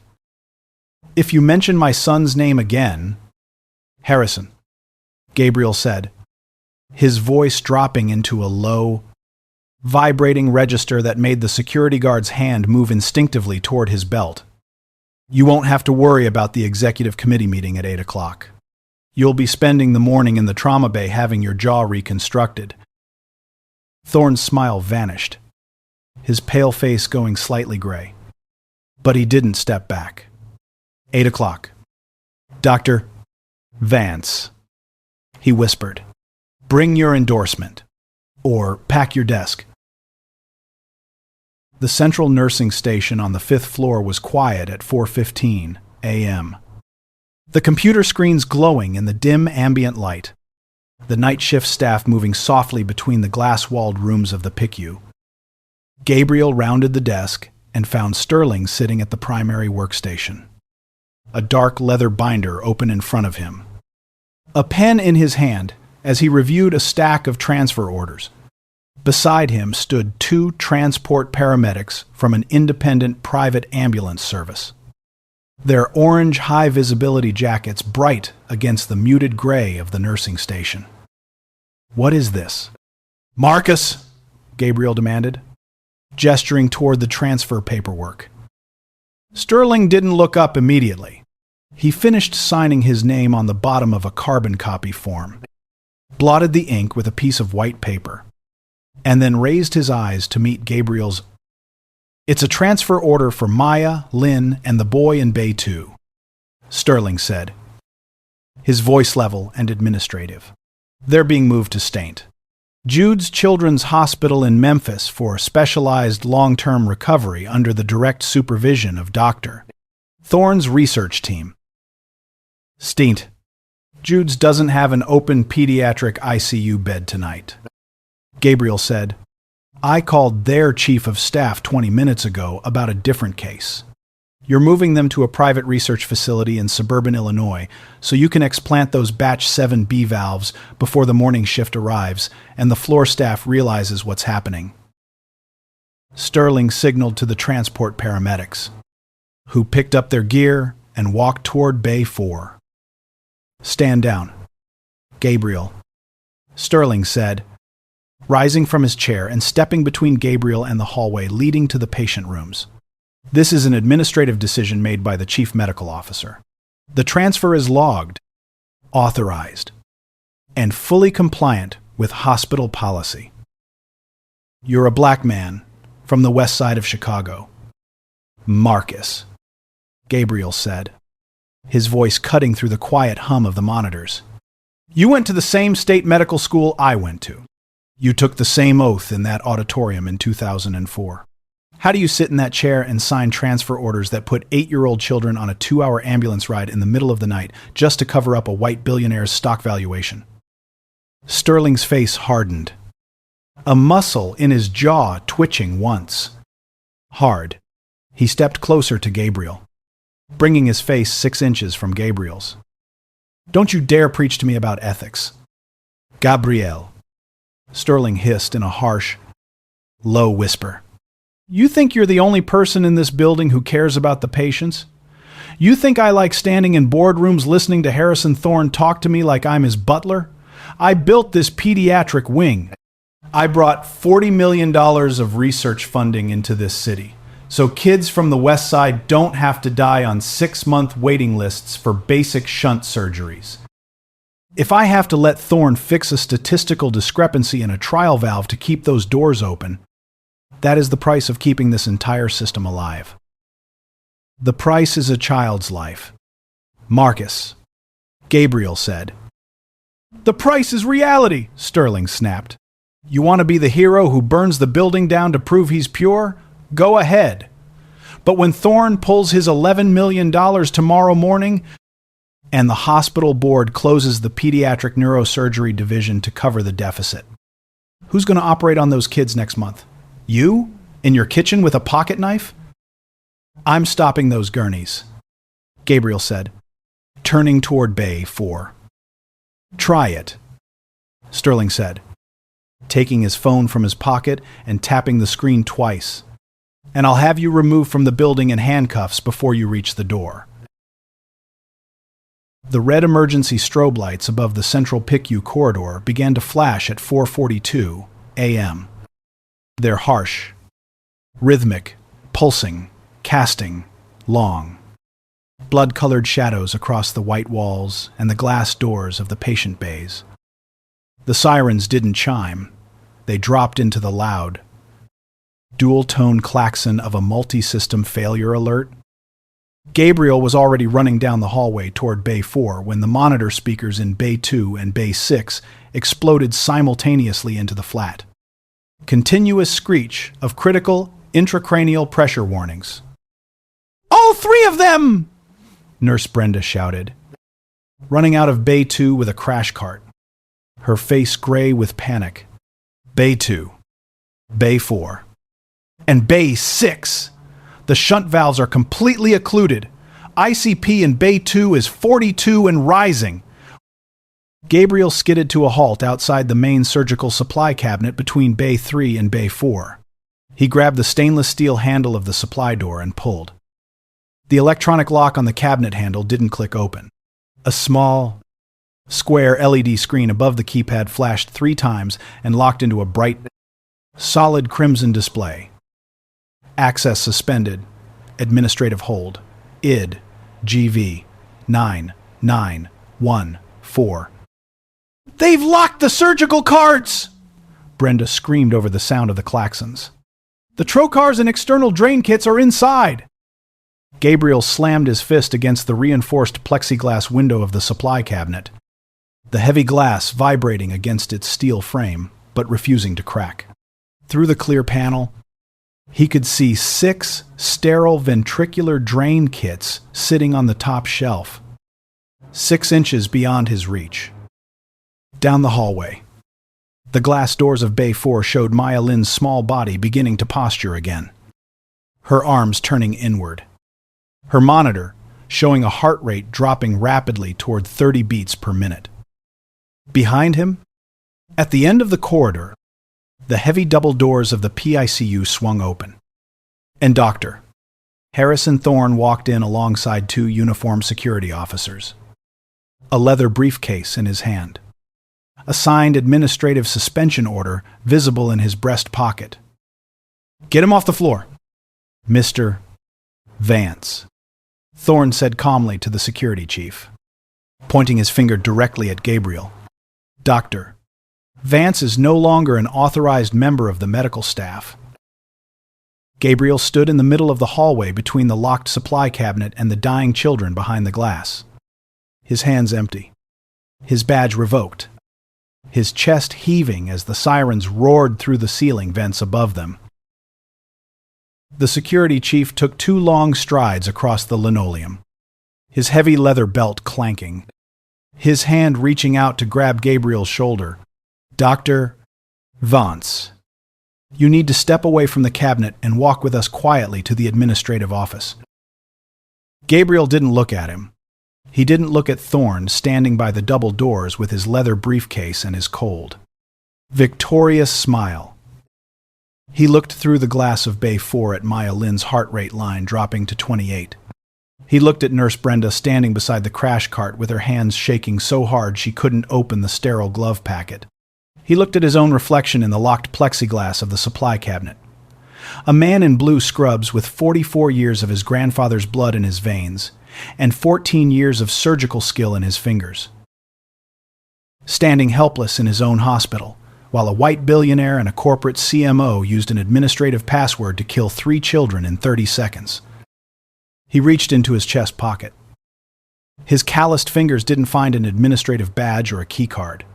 They closed around the heavy, cold, worn silver casing of his grandfather's 1944 Westclock's pocket watch. He pulled the watch out by its thick steel chain, wrapped the chain twice around his right knuckles, and raised his arm. "Gabriel." "Don't!" Sterling shouted from the nursing station, stepping forward with his hands raised. Gabriel didn't hesitate. He swung his right fist with the full weight of his shoulder behind it, driving the heavy silver watch casing directly into the center of the reinforced plexiglass panel. The heavy glass shattered with a loud, explosive crack. A shower of clear, sharp fragments raining down onto the linoleum floor and over the boots of the security chief. Gabriel didn't wait for the glass to clear. He drove his bare, bleeding hand through the broken frame, grabbed 3 sterile ventricular drain packages from the top shelf, and ripped them off the rack. "Stop him!" Thorne screamed from the hallway, his polite voice cracking into a high, hysterical screech. "He's destruction of hospital property! Arrest him!" The security chief reached for his holster, but Nurse Brenda stepped directly between the officer and Gabriel. Her 28 years of floor authority transformed into 6 feet of immovable, furious resistance. "You touch him, Raymond," she said, her voice cutting through the sirens like a razor. "And I'll make sure every television station in Chicago has the telemetry logs from Bay 4 before the morning news starts." Gabriel backed through the glass door of Bay 4, ripping the sterile paper off the first drain kit with his bleeding right hand, his thumb smearing a dark crimson streak across the clear plastic housing of the 10-gauge trocar. "Brenda!" Gabriel shouted over the flatline alarm. "Prep Bay 2. I'm tapping this reservoir in 5 seconds. And then I'm coming across the hall for the boy." Outside the bay, in the red-lit hallway, Harrison Thorne pulled his cell phone from his pocket with hands that were no longer steady, his face pale as paper, while Marcus Sterling stood motionless by the central desk, watching the blood from Gabriel's hand drip onto the white tile floor. the administrative transfer orders still sitting, signed under his hand.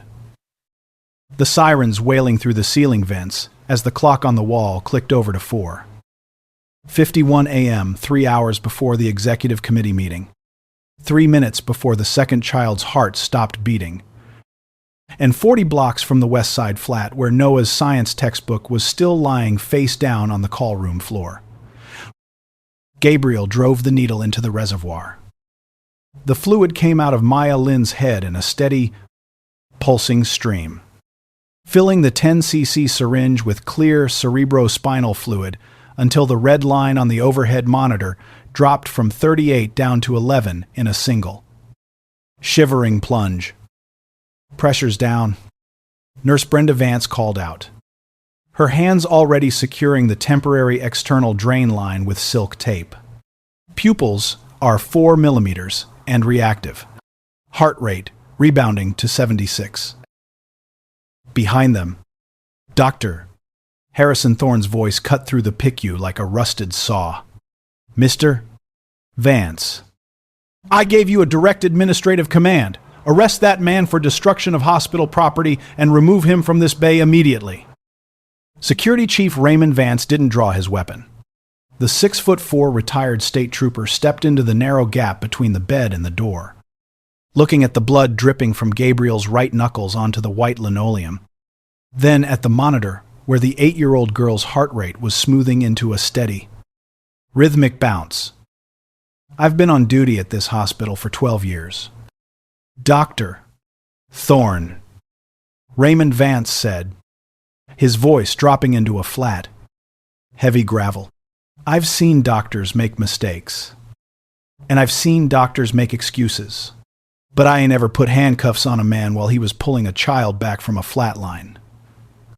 You want him stopped. You go get a court order from a county judge. Gabriel didn't wait to hear the rest. He grabbed the second sterile drain kit from the tray, his thumb smearing a red streak across the plastic paper, and backed out of Bay 4 directly into the main hallway.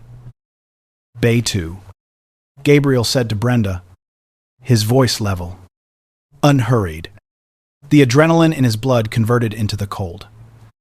Surgical precision that 14 years at Carver Memorial had built into his marrow. The 7-year-old boy. Move. They crossed the corridor in 3 strides. In Bay 2, the boy's body was already in a rigid descerebrate extension. His toes pointed downward, his small chest heaving against the restraints as the intracranial pressure spiked past 44 millimeters of mercury.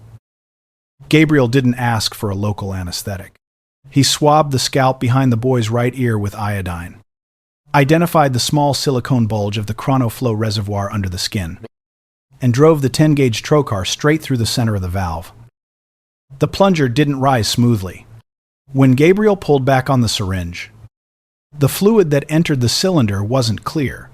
It was thick, cloudy, and heavily laden with a dark, granular gray silt, the synthetic polymer coating of the batch 7B valve, completely degraded and suspended in the trapped fluid. Look at that, Marcus, Gabriel said without turning his head. Doctor. Marcus Sterling was standing in the doorway of Bay 2, his dark face gray under the fluorescent lights, his eyes fixed on the cylinder in Gabriel's hand. The chief medical officer's tailored Italian wool jacket was unbuttoned, his silk tie loosened at the collar, his hands motionless at his sides. It's particulate, Sterling whispered, his voice barely audible over the low hum of the suction unit. It's not particulate, Marcus, Gabriel said, driving the needle 2 millimeters deeper to clear the outflow port. It's the synthetic lining of Harrison Thorne's 22% stake in Apex Medical. It's shedding inside the ventricular system because his biotech firm bypassed the 3-month thermal stability trial to hit the FDA fast-track deadline. The boy in Bay 2 let out a long, shuddering breath as the gray fluid drained into the collection bag. On the monitor, The ICP line plummeted from 44 down to 13. Bay 6, Gabriel said, handing the collection bag to Brenda. Let's go. By 6:30 am. The last of the 3 emergency bedside taps was complete. In Bay 6, the 6-year-old girl was resting quietly, her pupils equal and reactive, her temporary external drain running clear into a sterile bag hooked to the footboard. The central corridor of the pediatric intensive care unit was no longer quiet. The morning shift nurses had arrived, their rubber-soled shoes squeaking on the linoleum, their voices hushed as they moved between the bays, passing the broken glass of the surgical supply cabinet that still lay scattered across the floor between Bay 3 and Bay 4. Harrison Thorne stood at the central nursing station, his cashmere sweater replaced by a crisp charcoal suit. 2 corporate attorneys from Thorne's personal legal team standing on either side of him.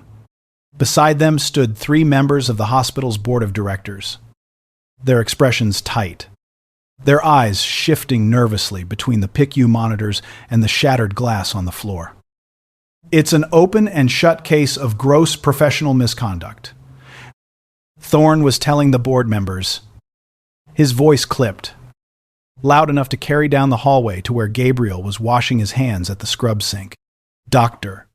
Vance suffered a psychological break during his night shift. He destroyed hospital equipment, violated sterile protocols, and performed unauthorized invasive procedures on 3 clinical trial subjects without consulting the principal investigator or the chief medical officer. One of the board members, a woman named Eleanor Vance, no relation to Raymond or Brenda, looked through the glass door of Bay 4, where Maya Lynn's mother was holding her daughter's hand, crying quietly as the girl drank apple juice through a straw. Harrison, Eleanor said softly, her eyes tracking the clear fluid draining from the temporary line into the bedside bag.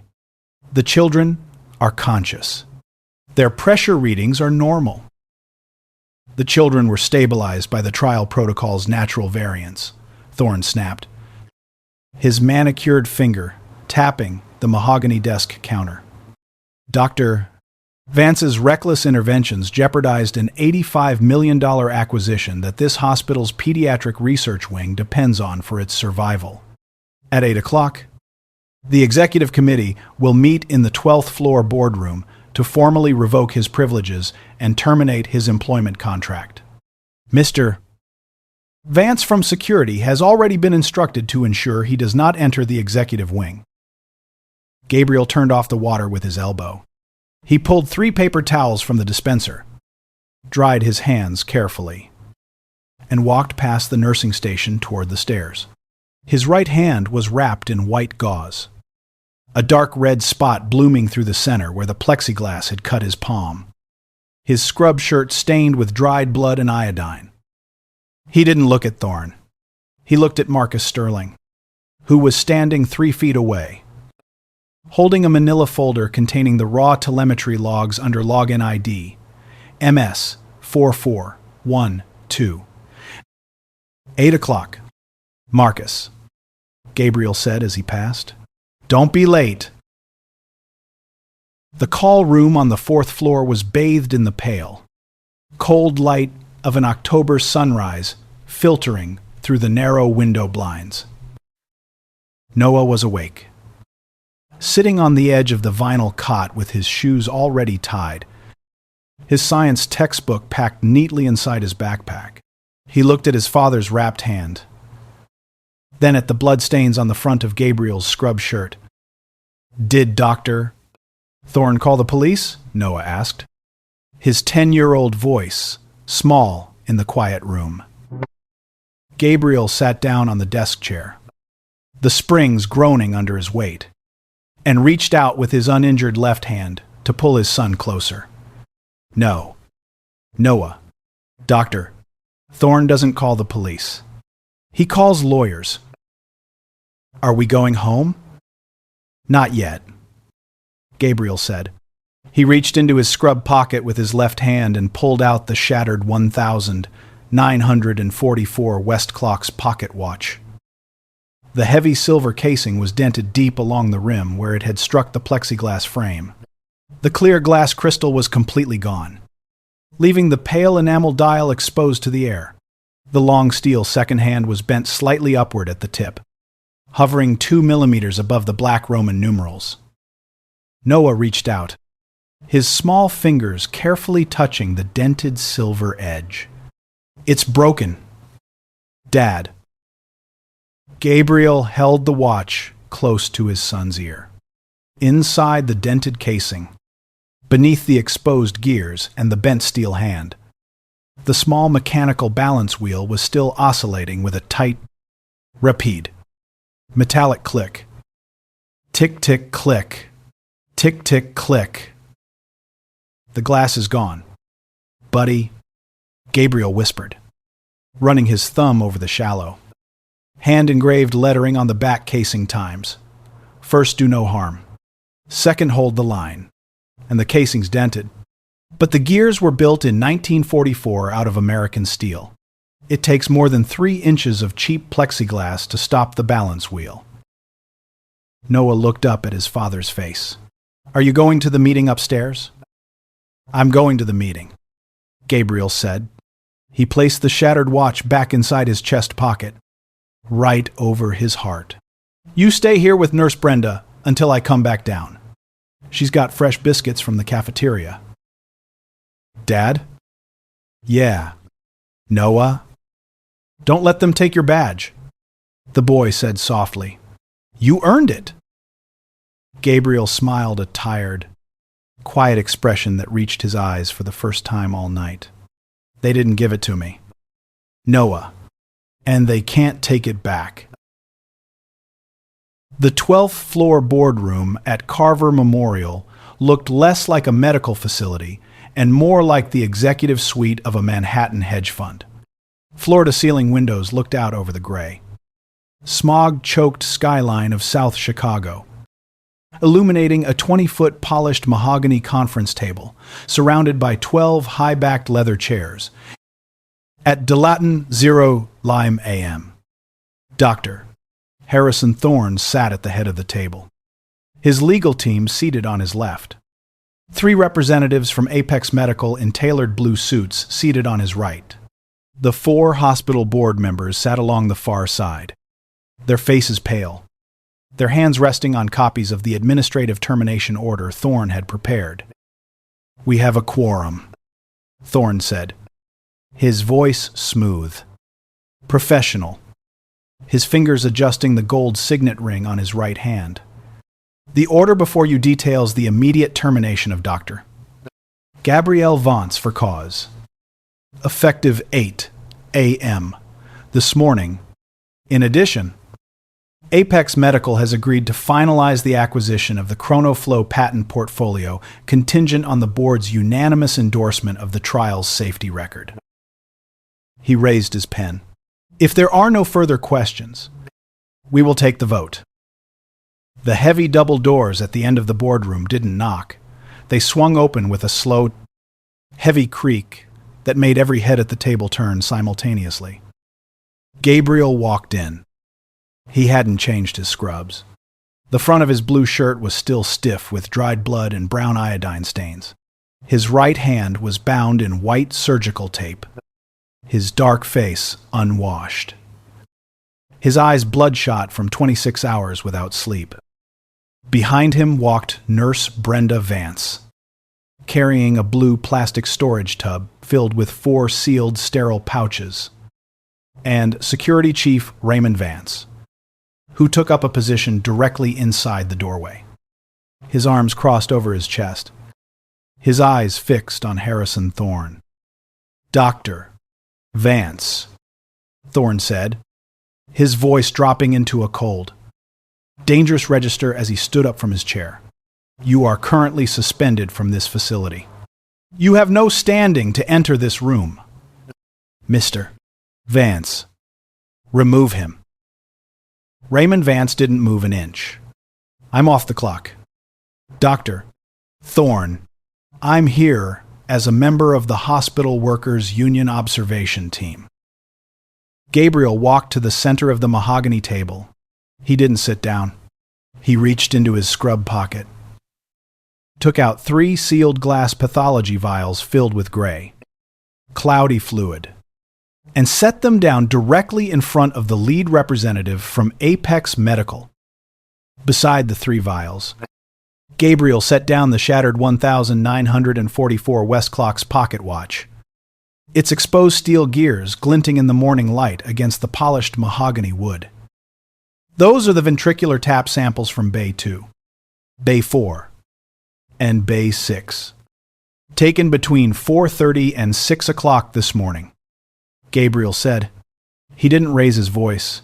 He spoke with the flat, absolute authority of a man reading a surgical pathology report. The dark silt suspended in those vials is degraded synthetic polymer from batch 7B of the chronoflow valve, the same lot number that has shown a 33% mechanical failure rate across 12 clinical trial implants at this hospital since August. The lead Apex Medical representative picked up one of the glass vials, holding it up against the window light, his eyes narrowing as he watched the heavy gray particulate settle toward the bottom of the tube. "This is absurd," Thorne said, his face going red as he turned to the board members. "These samples are unverified. Dr. Vance breached sterile protocol, vandalized hospital property, and extracted fluid without authorized witness. The samples were witnessed, logged, and sealed by Nurse Brenda Vance under Emergency Forensic Protocol 404. Gabriel interrupted, his eyes locking onto Thorne's pale face. "And the raw telemetry logs weren't unverified. Harrison. They were hidden." Gabriel turned toward the doorway. "Marcus, bring the file." "Doctor." Marcus Sterling stepped through the double doors into the boardroom. The chief medical officer looked 10 years older than he had at midnight. He walked with a slow, heavy step, his leather binder tucked under his arm, his gold signet ring gone from his finger, his eyes fixed on the mahogany table in front of him. "Marcus," Thorne said, his voice dropping into an intimate, desperate whisper as he took 2 steps toward his CMO. "Remember what we discussed in my office on Tuesday. The pediatric wing's future depends on this deal closing before the 3rd quarter audit." Sterling stopped at the foot of the table.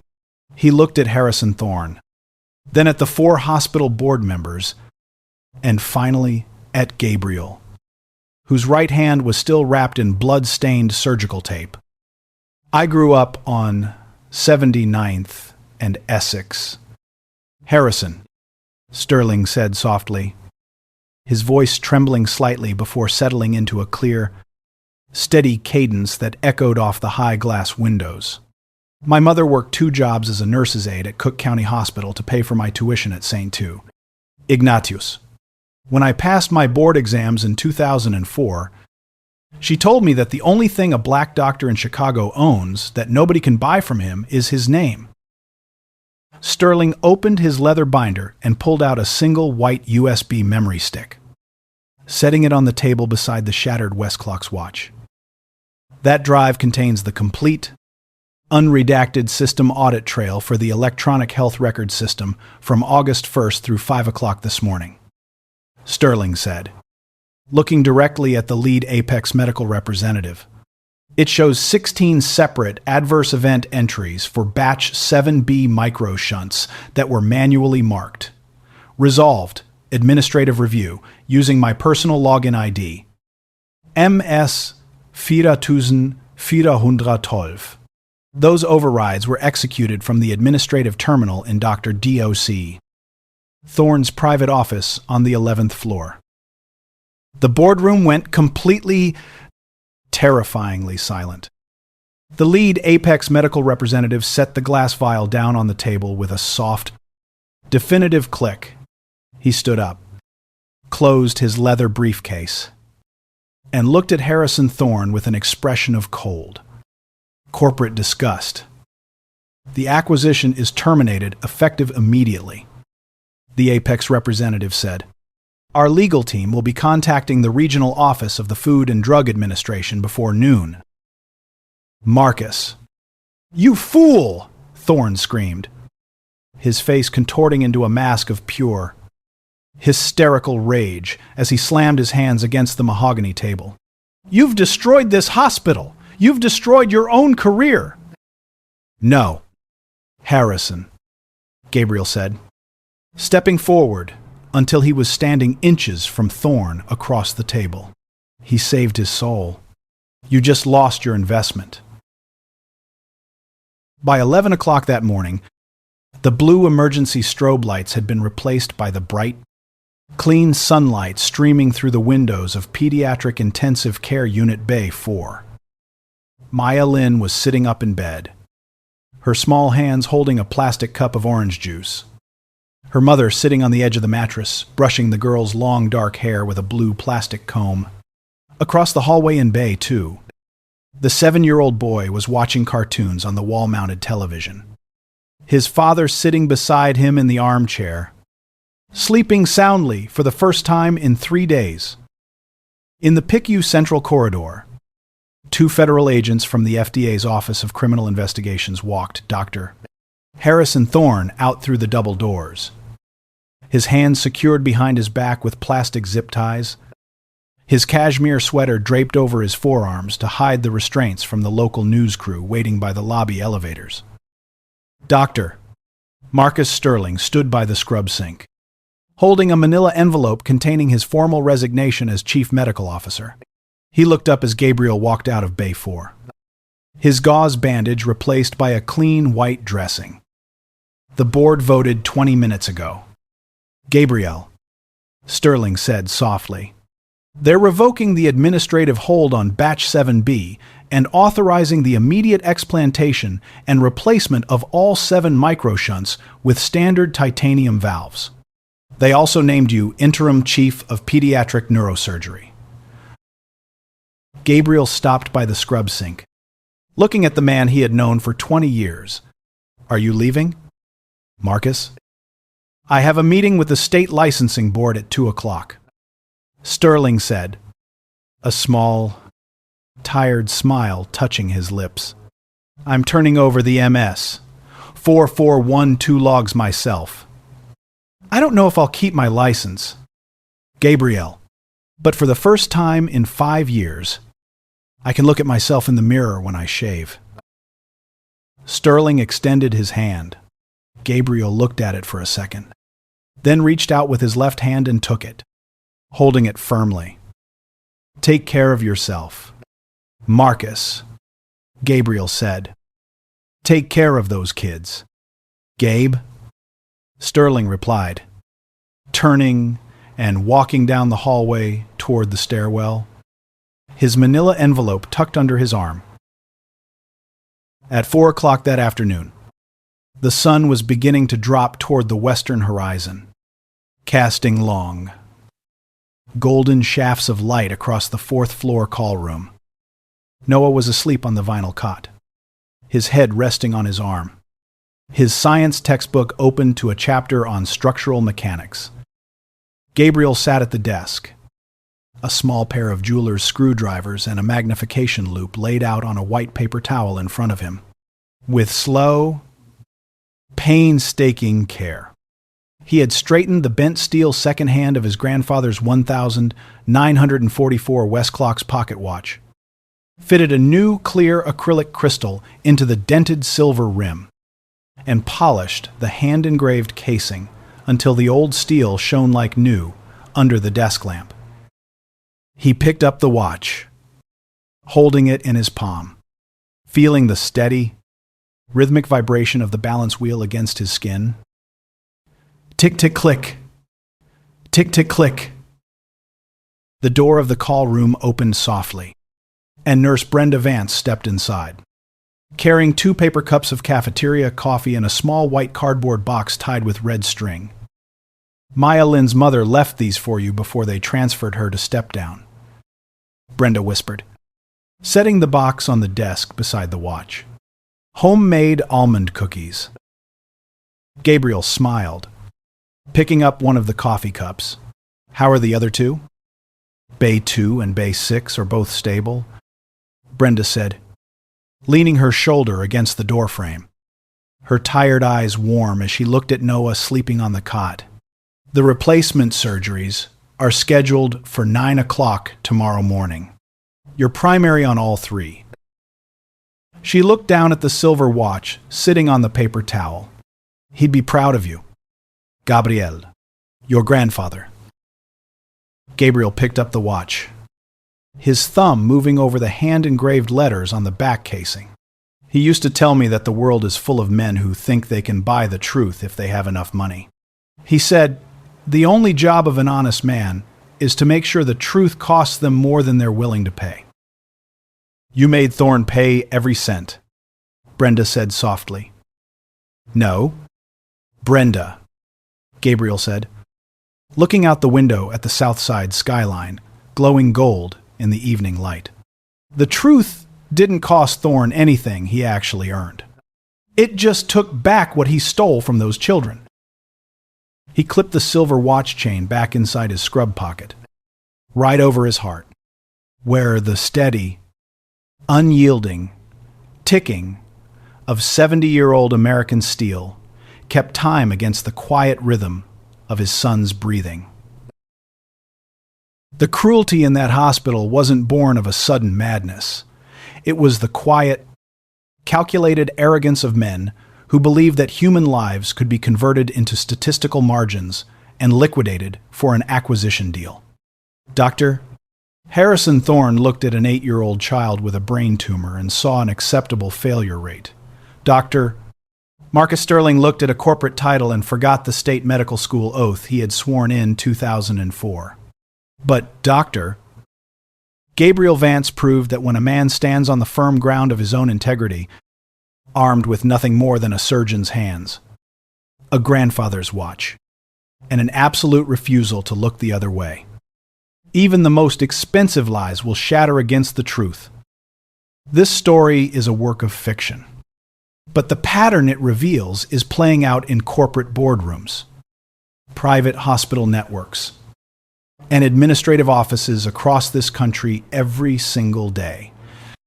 Men with gold rings and expensive titles will always try to tell you that cruelty is just the price of doing business, that efficiency requires compromise, and that standing up for what is right will cost you your career. Don't you ever believe them. What is a time in your own life when you were told to look the other way for the sake of convenience or profit? And what gave you the strength to stand your ground? Let me know in the comments below. If this story reminded you that dignity is never for sale and that holding the line is always worth the cost, please take a moment to like the video, share it with someone who needs to hear it today, and subscribe to the channel for more stories of quiet courage and justice. Remember, first, do no harm. Second, hold the line.